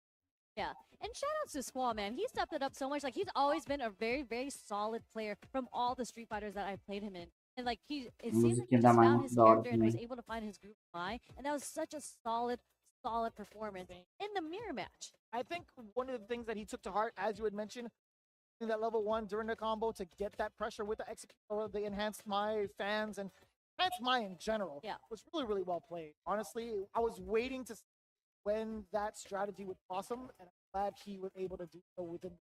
I think that skyrocketed him towards the end of that W. Saw it. Skyrocketed him to top 48 tomorrow. That's what it did. Right. When you're right, you're right. Honestly, looks good. He looks great. He's playing great. I'm loving the confidence he's going to get going into the next couple of games tomorrow, especially. Yeah, and I think, I think that does wrap up the Street Fighter 6 action for today of round 2. But as we talk about 𝗔𝗽će and being a world warrior, and everywhere that he's gone, he's literally like the known world warrior. It's really cool that Capcom put this world warrior online challenge for everyone to enter into the CPT or to give people a chance to get into the Capcom Cup. If you're playing online at home, the World Warrior season does start next week, so registration is open for all events. So just make sure you head on to capcom.us/ww25 for the schedule and more information. And this is the prize pool that we're working with for the regional finals pricing. So if there are top 8 in points, you're going to make it into the regional finals, top 8. Everyone is going to get a bonus pot. You're getting 2,000 all the way down to 300. So make sure, again, you go to the website just to see how you can compete and earn the coveted Capcom 12 invitation. Capcom Cup 12 is going to be so lit because it's going to be back in Japan, baby. I think in the exact same venue. Don't ask me how to pronounce that. It's going to be really difficult for me. But what I can pronounce is our next sponsor, 10-0. Going to be coming in with officially. Hope you pronounce that. I would, Helena. Would be really upset. I think Casey would be really upset with me. Officially licensed Street Fighter merch is definitely coming through with the hot products. We got the CEO tag. Mano, é muito difícil ela, cara. To this event Sério mesmo, ela é muito sold out muito, in person. muito difícil. I don't know if it's online. Eu acho que eu só aprendi um combo dela ali, mas ela é muito complicada de jogar, mano. Muito complicado, mas ela dá um dano. Ela dá muito dano. Caramba, mano. É muito complicado jogar com ela. Maybe you like some classical ones. You got the Shotos down below, right? You got Cherry, Blossom, É muito more of a complicado classic. You jogar actually com got ela. Cammy and Chun-Li in the Cherry Blossom Turbo. Honestly, I felt the material on that shirt. It looks great. It's printed on very low. I'm really eager to pick that up later on. I saw Logan rocking the Akuma Heaven crew neck. I have the same one. So it looks real good on both of y'all, I'll tell you what. Oh, wow. Thank you. But also, something that's really special to CEO, the event itself, is the Tag Team Showtime. Shout outs, I believe it was Mattis Mao who made the graphic on this. Shout out to Mattis Mao. Yeah, so if you want some of like your CEO exclusive merch, you're just gonna have to find that online. Again, this is sold out, but you can pre-order for the restock. Tá todo mundo querendo ela também no Street, pai. Mas eu acho que ela vai acabar brotando ali no último passe ali, sei lá, o quarto passe, entendeu? With any of the mentioned headsets, you can see it Stealth 500 all the way into the Stealth Pro. Obviously, we talked about the 700 a bunch, but you can't sleep on the 600 as well. In fact, all of these are wireless headsets to help improve and raise your rank. As you can see, Turtle Beach being a longtime supporter of the FGC, and now even more so with the Capcom Pro Tour. I cannot emphasize how much of a fan I am of Turtle Beaches because it's been my very first headset, and I'll say this each and every time. They were the first headset I've ever purchased towards my competitive game. And look at where you are now. Crazy. And now I'm not competing. Wait, no, not that. No, first of all, you are competing. You compete at EVO Japan. You play multiple games. We were just at the charity event this weekend. You still got that já basta o Zangief. Nada a Luna dele também no meio. No. Again, the Turtle Beach is your answer to get that competitive feel. As you can hear what 𝗔𝗽ście just said, it's by him all the way here. I mean, your voice is great. Street Fighter 6. Full circle, and it would have happened. He can hear himself on these headsets when he's playing Street Fighter 6. You know how sick that is? I turned Tasty Steve and James channel. I'll be honest with you. I only turn my own commentary on when people ask me to do it on stream. That's it. But Tasty Steve, all the time. He still got more beef than a Texas barbecue. I love that line. It's funny. That's a great line. And I can hear Tasty Steve's voice in the Turtle Beach headset. You can have Tasty Steve in your own room with these headsets on. Actually, if you let the commentary run, you could probably cook up a meal, have the computer play, and be like, yo, Tasty Steve is commentating on my setup because it's wireless. Great. But anyways, that is the Street Fighter 6 action for today. We are going to, I think, take a break because I think we are going to do a recap after this. Yeah, sounds about right. Either way, the recap's going to be happening who now? No, so we're not going to take a break because we're going to talk about it right now. Oh, right on. Before we leave. We're going to talk about all the action that happened today. Well, yesterday as well, from day one, round one. Round one also continued today, technically in the morning, into day two, round two. So now we have gone from 837 players down to the top 48. Yeah, I mean, it's looking kind of interesting to say the least. Honestly, we've seen a lot of representation coming in from the Latin American countries as well. You know, we talked about Jaime doing a bunch right now over 𝗔𝗽ście, Umehara, and also other players. We've seen 𝗔𝗲 also dominating in each and every one of his performances. It's absolute wild. Yeah, and like Dual Kevin, I mean, I'm going to talk about the U.S. players, right? Unfortunately, we did just see Jack fall right outside of top 48. Dual Kevin's still in there. Nephew has unfortunately fallen too. Like Chris T is here. He lost some emotion. There's so many matches that happened. And even the current EVO Japan champ, Mena RD, is in losers. Sim, o Vega ele agarrou no A também. You can also talk about who else is in losers as well. We have Chris Wong, who had a little bit of a speed bump against one of the JPs. I guess it was 𝗔𝗽ście. It was definitely 𝗔𝗽ście because I was watching it. That defense was insane. So rough. And I talked to Chris about it. He's like, ela é estilo Athena. He said it to me. He's like, Sabe a Atena do Tekken that's the first Fight? thing he said. I'm Então, like, o you know what? Street tem I a get sua it. própria Understandable. ateninha, né? Big Bird also in losers. I didn't get to watch him, A but he used sua to face off against anteninha Coach parabólica. KOG. Então, o negócio é o seguinte, ela vai entrar também. Cara, aquela boneca é muito quebrada. A Ingrid. Não sei se tu chegou a ver a gameplay dela.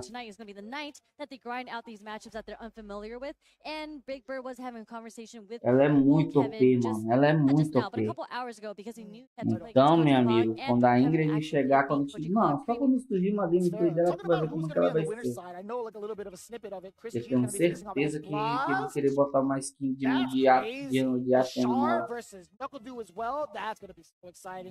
Jen is actually having the run of his life, honestly. He's been mad chilling. Got to see him a couple of times outside. Mano, ela é da gameplay antiga, mano.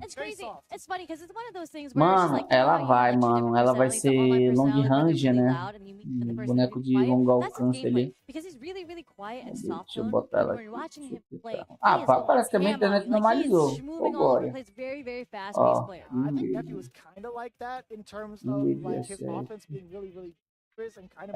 ela é do Street Alpha 3, pô, a Ingrid. Não sei se tu conhece ela. Sarcastically, deixa eu fazer aqui, ó. Olha só. Essa aqui é a parceirinha. Eita, meu Deus do céu. Até aqui a internet tá... Tá lenta dele. At least starting in Street Fighter V Punk, he's still in winners in top 48, and he has to play against Icy Viper Latif. So again, this is 48 players. There are still 48 players left. This is nowhere close to being done. We are going into day 3 tomorrow. So if you want to check out the brackets, make sure you go to Start GG. Check out CEO 2025. But I think that wraps it up for both of us today. You already know. Killing it. Appreciate y'all coming in from the top of the show until the very end. We always appreciate, love, and support you guys just as much as you guys support on rocking with us. Next one, we'll see you tomorrow, bright and early. Until next time, be cool. Be next.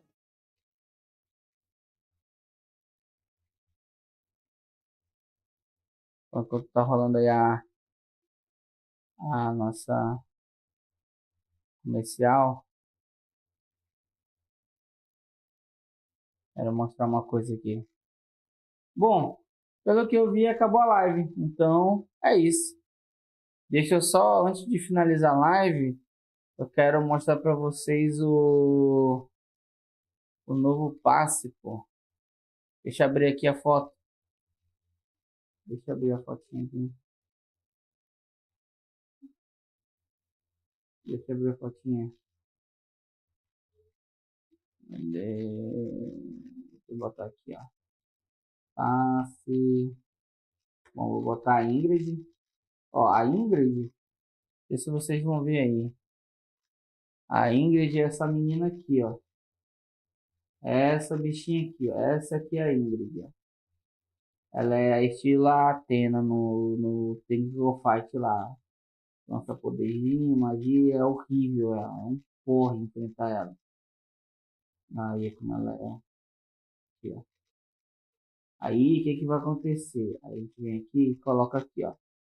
Passe 3, Street Fighter 6. Aí vai brotar uma imagem aqui. A gente vai tentar pegar ela aqui. Passe. Não vem nela. Só preciso que a imagem carregue, mas tá complicado, ó. Beleza, mas tá um porre.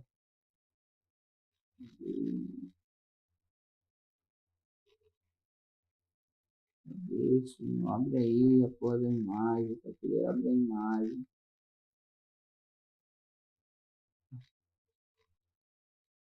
Eu vou conseguir ver, né? Aqui, ó. Ó, o 𝗔𝗽liche, é o terceiro passo. 𝗔𝗽ppe, que eu acho que ela vai ser a segunda. A Ingrid e o Alex. Só quero que a imagem abra, mano. Eu tenho dificuldade lá atrás. Complicado, hein? Meu Deus do céu. A internet, em vez de ajudar, atrapalha. Meu senhor. Isso, ela mesma, a Patricinha rica, ela mesma. Tem um poderzinho igual. Tá aqui, ela aqui, ó. Olha como ela tá diferente, tá parecendo uma freira ela agora. Ó, esse aqui é o 𝗔𝗽liche. Pode ver o 𝗔𝗽lhezinho aí. Esse é o 𝗔𝗽liche. 𝗔𝗽liche tá, mano. 𝗔𝗽liche tá. Bagulho doido, cara. De mal. Parece aqueles ogros, tá ligado? Aí esse aqui é a 𝗔𝗽liche. Então 𝗔𝗽liche. Que é aquela gente lá, tá ligado? A gente policial. Ela tem poder elétrico de fogo. Top, top, top. Compraria o terceiro passe só pra ter ela. Gosto dela do Street Fighter 4. Porém, eu também gosto da Poison, cara. Eu queria a Poison no Street Fighter 6, mas não sei se ela vai entrar. Bom, e se for seguir essa ordem aqui, ó, vai ser 𝗔𝗽liche, 𝗔𝗽liche, Ingrid e Alex. A gameplay do 𝗔𝗽liche já tem, pô. A gameplay dele. Já tem vídeo da gameplay dele, como é que ele vai ser. Da 𝗔𝗽liche, Ingrid e Alex não tem. Não, como vocês sabem aí, na internet tá uma merda, então tá uma merda. Mano, se tu jogou Street Fighter Alpha, o Alex é de lá, que é aquele boneco de agarrão, pô. Tá ligado? Que é o tipo macaquinho, pô. Esse mano aqui, ó. Ó, esse mano aqui. Aqui, ó. Ele é assim, ó. Vocês que conhecem ele. Esse aqui é o Alex. Ó. Caralho, ele tá até no 5 aí, pessoal. Ele tá no 5 ou 7? Desconheço, mano. Foi mal. Não conheço, não. Acho que ele tá no 5 também. Não sei. Esse aqui é o Alex. Cara, mano, tu nem é a primeira pessoa que me fala, não, mano. 3, 4 pessoas queriam que a Rose. O Alex é do Strike. O Alex, ele é do Street Fighter Strike 3. Terceiro 3. Ele é desse aqui, ó. Terceiro, HD. Como é que é? HD Strike. Ele é desse aqui, ó.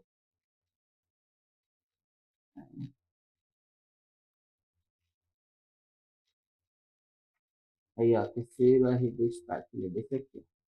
Terceiro do Strike. Ele é desse aqui, ó. A Ingrid é antes desse jogo aqui, que é o Alpha. O Alpha passa antes desse. Entendeu? A 𝗔𝗽liche, eu acho que ela entrou no 4, pô. Que é essa mina aqui, ó. Uma agente secreta, ela.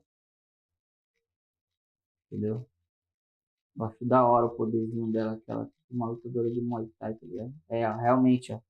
A 𝗔𝗽liche entrou no Street Fighter 4, ó. E ela vai voltar no 6. Da hora. É muito da hora, mano. Só que a gata também. Entendeu? É muito da hora.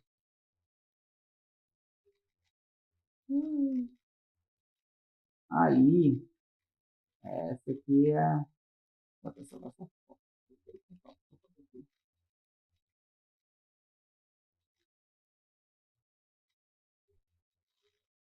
Sim, ele era irritante, porque ele era um cara que ele te dava muito ataque carregado, né? Tu batia nele, ele pegava o dano, batia em tu, aí saiu o dobro do dano. Tu ainda ficava tonto. Aí é esse aqui é a gameplay. Ó. A Ingrid, eu já não expliquei como funciona isso. Eu acho que ela vai somar Atena, mano. Só magia, tua fé mesmo. Tu é doido, vai ser louco. Aí o que eles estão fazendo? Eles devem estar intercalando o personagem, né? Porque entrou na primeira temporada do Street Fighter 6 entrou muito boneco novo. Agora eles devem estar colocando os antigos. E pegaram bem antigo, né? A Ingrid, muito tempo que Até porque Street Fighter tem muito personagem, cara. Tem muito. Então, eles podem muito bem reciclar, né? Não é? Eles podem muito bem reciclar. Eles podem reciclar, né? Dando uma recicladinha, pá, a massa, pô.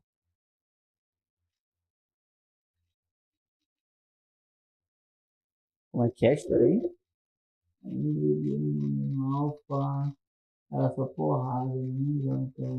Mano, ela era porrada e magia. Vamos pegar mais um pedaço aqui, ó. Vamos ver se eu consigo abrir detalhe, né? Alfa. Alfa 3. Aqui. Para ver. Gameplay. Para ver ainda aqui no gameplay. Quero ver se alguém sabe jogar com ela.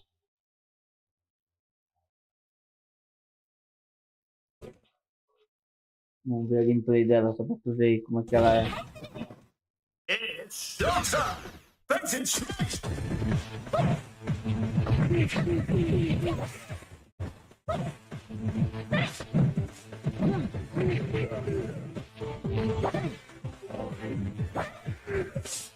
Mano, a magia, mano, a magia dela persegue o cara, mano. Olha isso, olha o frame disso. Mano, olha o frame disso. A magia dela segue o cara, presta atenção. Tu é doido, é?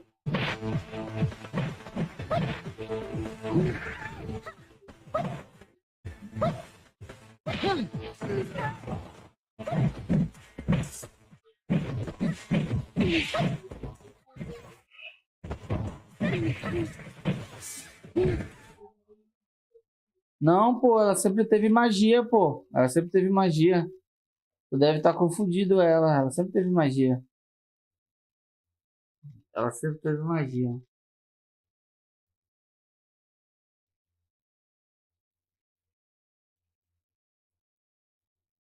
Eu acho que tu deve estar falando da Makoto, pô. Acho que tu deve estar falando da Makoto, uma lutadora aí. Ela não tem magia. Não, a Ingrid sempre teve, mano, magia. Que ela é de uma magia, de uma, como é que se chama quando é família rica?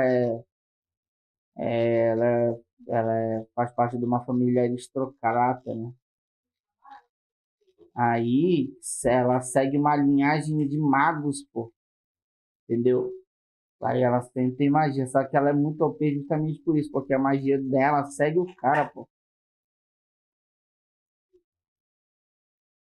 Eu acho que eu sei, tu deve estar confundindo, eu sei quem é a, eu acho que é a Karina que tu deve estar confundindo. Entendeu?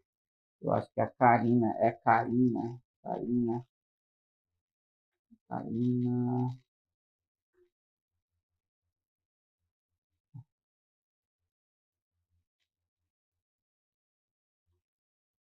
É Carinha o nome dela, ó, não Karina. Essa aqui é que tu deve estar confundindo. Ela é riquinha também, ó. Essa aqui, ó. Olha que eu não sei muito sobre a história do Street, eu só conheço os bonecos, tá? Mas em questão de vista, então, mais 18 dela aqui. Ela tá no 5 também. Ela tá no 5, mas nunca joguei com ela. Essa carinha aqui, ó. Tá confundindo com a Ingrid. Meu lance é Tekken Go Fight. Quer perguntar de mim sobre Tekken Go Fight, eu te respondo. Tá, mano? É. Pois é. Então é isso aqui. Bom, esses são os bonecos que vão entrar, mano. Vou deixar até aqui na parte aqui para todo mundo ver. Né?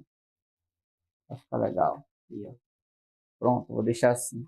E assim a gente vai encerrar nossa live. Ó, acabou cedo. Eu achava que ia acabar mais tarde. Então amanhã vai começar mais cedo e vai acabar mais cedo. né? Então eu vou... Vamos ver isso aí. Tá, ela usa muitos pés pra Rory, pô. Ela é igual a Luong do KOF, pô. Ela é chatinha, ela tem muito antiaéreo, saca? Então, se tu pular, mano, tu vai tomar combo. E a Helena tá no mesmo pique, mano. Mas o Rory da Helena consegue fazer 2 e um X. Consegue fazer 3 Rory, um atrás do outro. Eu acho que ainda vão dar um nerf nisso aí pra fazer 2. Porque tu faz o especial dela, que ela te joga pra cima. Aí tu apara com um Rory médio. Aí tu mete um Rory fraco. Aí quando tiver descendo, mano, é um timezinho pequenininho. Tu mete o Rory X. Aí, ou seja, tu levanta no especial, 2 no médio, 3 no fraco e 4 no X. Mano, tá muito roubado isso aí. Mano, mas a Helena tá muito bom de jogar, cara. Se tu tiver um pouco de paciência e técnica, porque ela é muito boa, eu joguei com ela. Eu comprei o segundo passe. Eu comprei o segundo passe só por causa do boneco, o Terry e a Mai, né? Mas aí vem o kit, né? Completo, que é o Bison, Terry, Mai e Helena. Aí eu peguei ela e fui brincar, né? Gostei. Só que o nível de dificuldade de uso e aprendizagem dela, eu posso dizer que ela é nível Chun-Li para aprender, cara. É difícil. Posso dizer que é difícil. Você vai ter que dar uma insistida ali, bacana. Se você for bom de memória, de técnica, então você vai pegar rápido. Coisas que eu não consigo fazer. Eu demoro para pegar as coisas na questão de técnica de boneco. Um pouco mais lento para isso, né? Hora que a idade vai avançando, a memória vai sendo reduzida, e é isso. A gente vai fazendo essa coisa aí, saca? Não, mano, eu acho que eu tenho certeza que eles vão colocar essa magia dela que segue, cara. Eu tô te falando. Isso vai ser muito roubado. Isso vai ser muito roubado. Nem sei se o cara usa o especial dela, tá ligado? Nem vai ver o vídeo que eu peguei dela.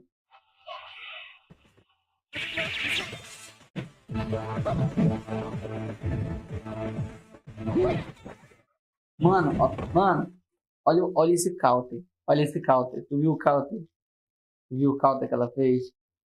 Sabe aquela magia da Athena, acho que é no 98, que tem que estar perto, ela faz uma bolinha e te joga pra cima? Só que essa aqui é no counter. No 2002, a Athena tem um escudinho, que se tu joga uma magia, ela bate. Nesse aqui, a Ingrid é diferente, né? Ela faz o escudo, se tu bater, ela te joga pra cima. Olha, ó, ela vai fazer o escudo, ó. Ele meteu o girãozinho dele, ó. Aí, ó, pega, ó. Aí ela te joga pra cima. Mano, se tiver isso, cara. Mano, se tiver isso, vai ter muito como sinistro com ela. E tem que ver. Bom, vamos ver como é que vai ser o som dela, né?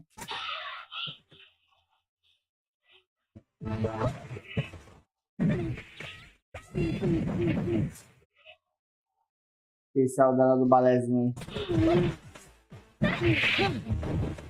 Pelo que eu tô vendo, ela usa as mãos para fazer magia. Mas o estilo de luta dela é com os pés. É igual da Karin, que é o que tu confundiu a lourinha lá. Ela usa as mãos, pediu, mas ela usa muitos pés para contra-ataque.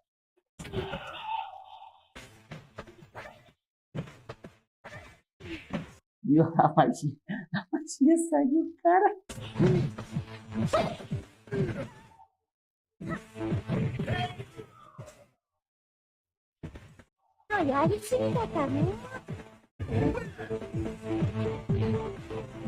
Mano, isso vai ser uma desgraça mesmo. Isso vai ser uma puta sacanagem dela. Mas eu acho que eles não vão colocar pra seguir, não. vai ser igual ao do 𝗔𝗽ście. Sabe como do 𝗔𝗽ście? O cara lá da areia. Tu viu aquele evento passado que participou. Ele fica girando, aí ele joga um vento de areia, só que ao invés de ir reto, ele faz isso aqui assim, ó. Ligado? Ou seja, aí ele joga a areia aqui, ao invés de ir reto aqui, assim, ele sobe assim, ó. Aí, ou seja, no fraco sobe assim, aí vai mais longe. Ligado? Eu acho que a magia dela talvez seja dessa mesma forma. Talvez, não posso dar certeza. Aqui ele segue o cara. Eu acho que, mano, porque se botar uma magia que segue o cara, mano, isso vai ser muito roubado. Vai ser muito ok, mano. Ela vai virar meta, porque muitas das vezes o que acontece é o seguinte: como é que tu faz pra fugir de uma magia? Tu defende ou tu dá parry? Tá ligado?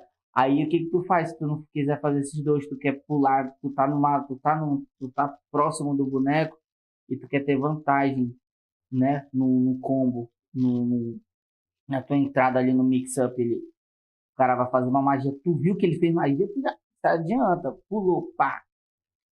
Só que com a Indet vai ser zoeira, porque se tu pular e ela fizer magia, a magia vai te seguir, tá ligado? Ou seja, não vai funcionar antiaéreo. Entendeu? Não vai funcionar antiaéreo. Então, o que pode acontecer é o seguinte: ou eles deixam essa magia que segue, ou eles fazem igual do 𝗔𝗽ście, que carrega um pouco, joga e faz em vez de seguir uma linha direta, ela só faz subir. Tá ligado? Até melhor também, né?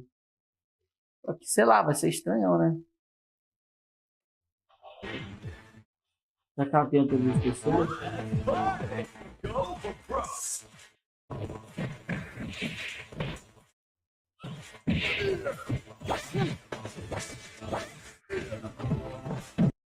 Tu viu aí a magia dela seguindo? Olha aí, ó. Ela fez a magia, ó. Ó, presta atenção, ela não vai subir, ó. Ela vai tocar pra ele, ó. Aí ele faz a magia pra pegar. Aí ele vai pular, ó. Ó, ele vai pular, ó. Aí a magia vai seguir, vai subir, olha só. Viu, ó? A magia subiu. Não é o bagulho de ela tem uma magia que é pra cima, uma magia que é pra baixo, uma magia que é no meio, não, mano. A magia segue o cara, é isso que eu tô tentando falar, tá ligado? Esse tu tá entendendo, meu Deus.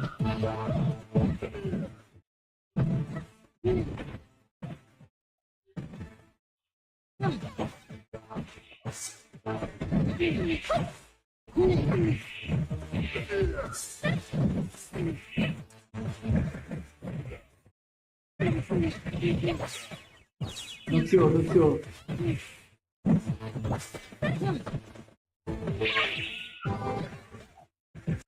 Especial dela aí, ó. Olha o especial dela. Vamos ver. Nível 3 dela. É o nível 3 dela, ela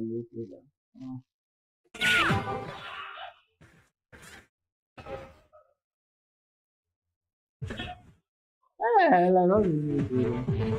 A muda de roupa, né? É porque ela é uma, se eu não me engano, a história dela ela é uma idol, se eu não me engano. Não me recordo bem o que ela é, mas acho que ela é uma idol.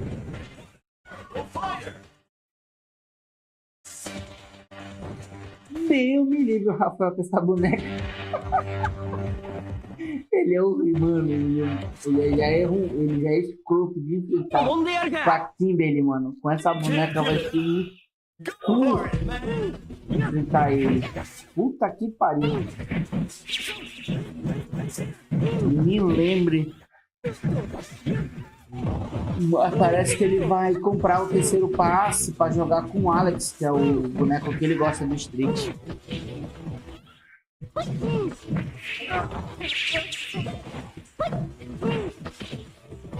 Exatamente, uma loli doida, rica, com magia teleguiada.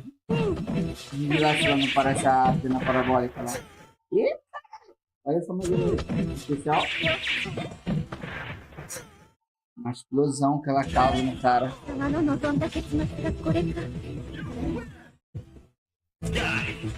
Vai, bora lá.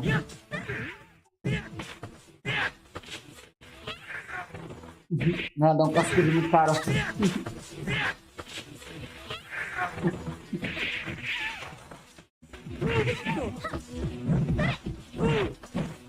Mano,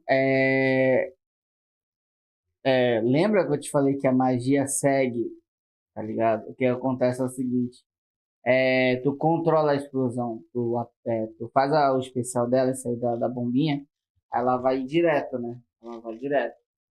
Nisso, tu aperta o botão, ou tu segura, não me recordo bem como é, que aí ele vai.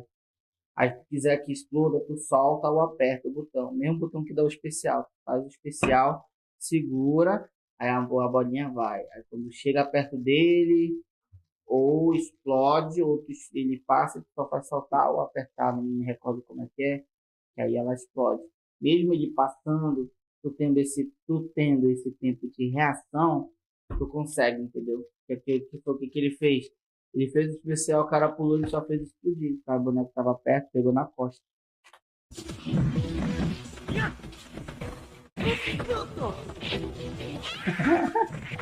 Eu tô te falando, essa boneca é muito roubada, pô.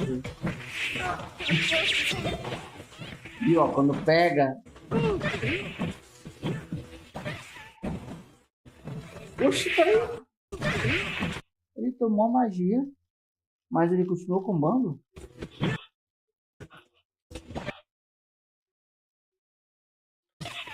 Não pegou. Ah, não pegou. Eu confundi o sangue.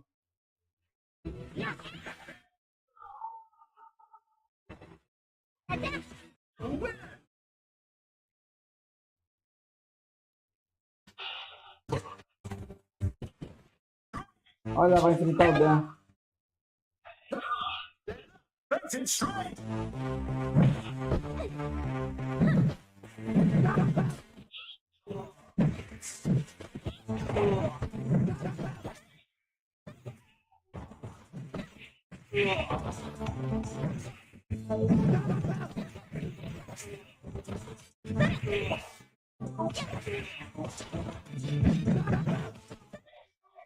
Tomou.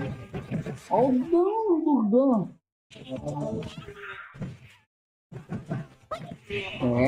Mano, viu o especial que ele fez? Deu. Cara, ele fez pulo. Caralho, o Dan chegou perto e meteu um especial que seu sangue quase todo.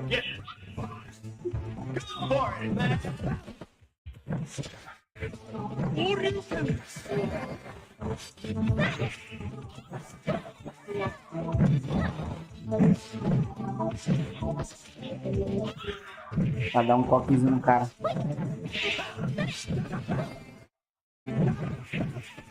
Ele querendo fazer o espelho. Fazendo ali. Aí, ó. Se ele quisesse ele fazer o especial. Aí, ó. Ali, ó. Viu que eu falei, ó?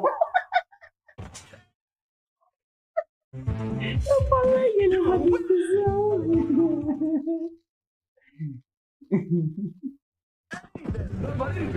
Eu falei que ele ia fazer especial.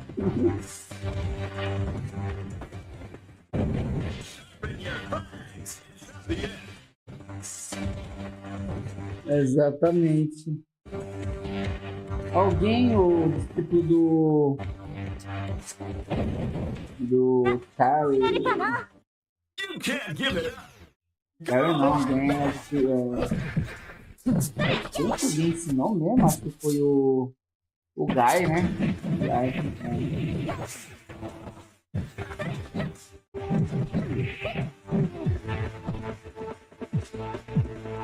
Não, isso quando porque nessa época aí a Ingrid ela não tinha muito combo, pô. Na época desse fight nunca foi focado em combo, diferente de KOF, né? KOF combos pra caralho, né? Então, os combos eram muito simples, mano. Era coisa besta dele. Tá ligado? Aí o que tu pode fazer lá era só meter o esticão, né? Então, né, faz um escudinho, joga pra cima. Aí tu... Naquela época não existia aquele um golpe especial, tá ligado? Era raro de acontecer. Você tinha que fazer no Esse. E Esse era extremamente difícil de fazer no circuito.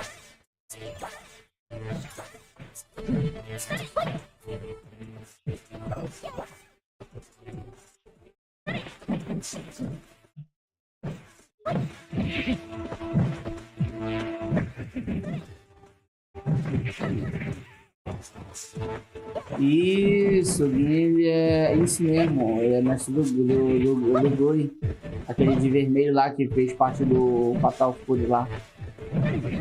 Acho que é na Final Fight, acho que alguma coisa assim. Então a gente tem um Cube e tal, aquele carinha lá. Esse mesmo, ele é o mestre dele. Só que aí o rival do game é o Akuma. Exatamente, esse aí.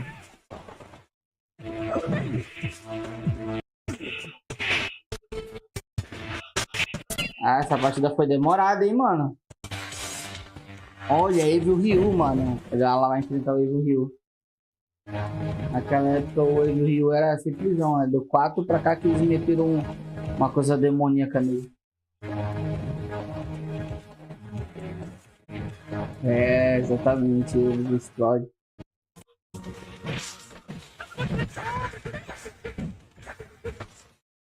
E aí, ó, ela deu o golpezinho embaixo, o cara subiu, aí ela fez os 2 golpezinhos no meio.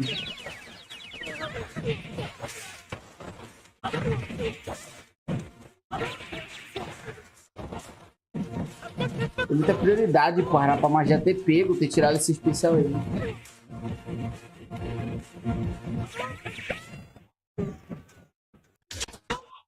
Bora ver o zeramento dela, bora ver o zeramento dela. A gente já viu muita coisa já. Highlight dela. Vamos ver só o final dela aqui. Olha aí o rolento aí, ó, que eu te falei, ó, que usa os bagulho aí, ó, que tu falou que jogador, boneco que usa objetos tem que jogar cofre, tá aí, ó. O cara usando cabo de vassoura, mas pagando em tiazinha. Olha a luz! Aí tá aí, ó, o Gui aí, ó, eu chamo de 𝗔𝗽ście, tá ligado? Esse aí, ó, que é o discípulo do game, pô. Ele que é o... Que no Street Fighter 6, ele é mestre da 𝗔𝗽ście.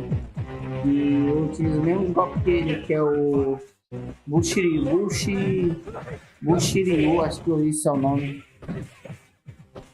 É, mano, ele é chatinho, ele. Eu acho que ele deveria voltar, mano. Ei, o boneco não é querer ser, não. Ele era chato, mas a gameplay dele era da horinha, mano. Até o andar dele, ele se lembra do Final Fight. Matou na explosão, filha da mãe.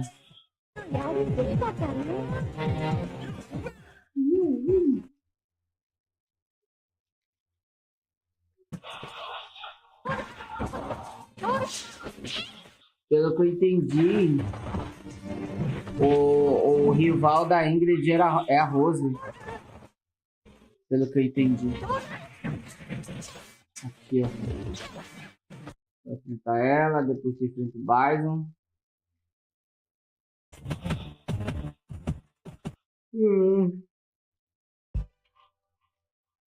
Vou jogar muito dela.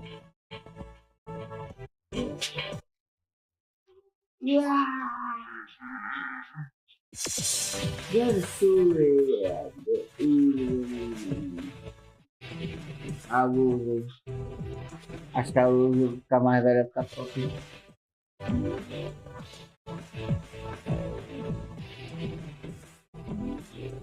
Não, mano, então, eu achava ruim de controlar ele também, mano. Chatinho mesmo. É, depende muito do jogo, tá ligado? Tinha jogo que ele era muito horrível de jogar mesmo. Mas nesse aí ele era legalzinho.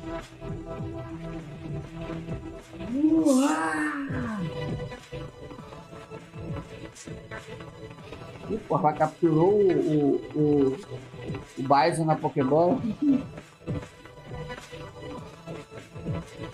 Tá dando aqui que você causou. Ih, ela vai se matar, não acredito não.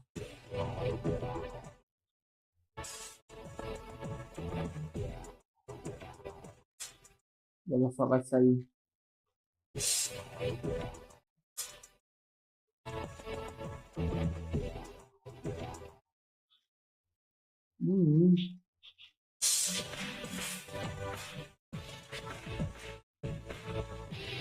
Não, saiu o livrinho dela. Ela tá na mesma pose da capa lá do Street Fighter 6, ali, ó. Pega a referência.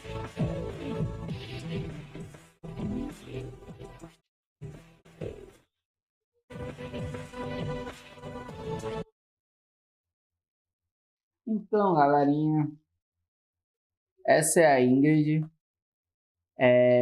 Vai entrar, eu acho que ela vai ser a terceira boneca do terceiro passe.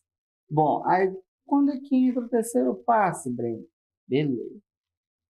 Não foi confirmado para esse ano, né? Porque eu não me recordo, é um passe por ano, né? É um passe por ano. 2024 foi o passe do Akuma, com o Ed, com a Aki e com o Rashid.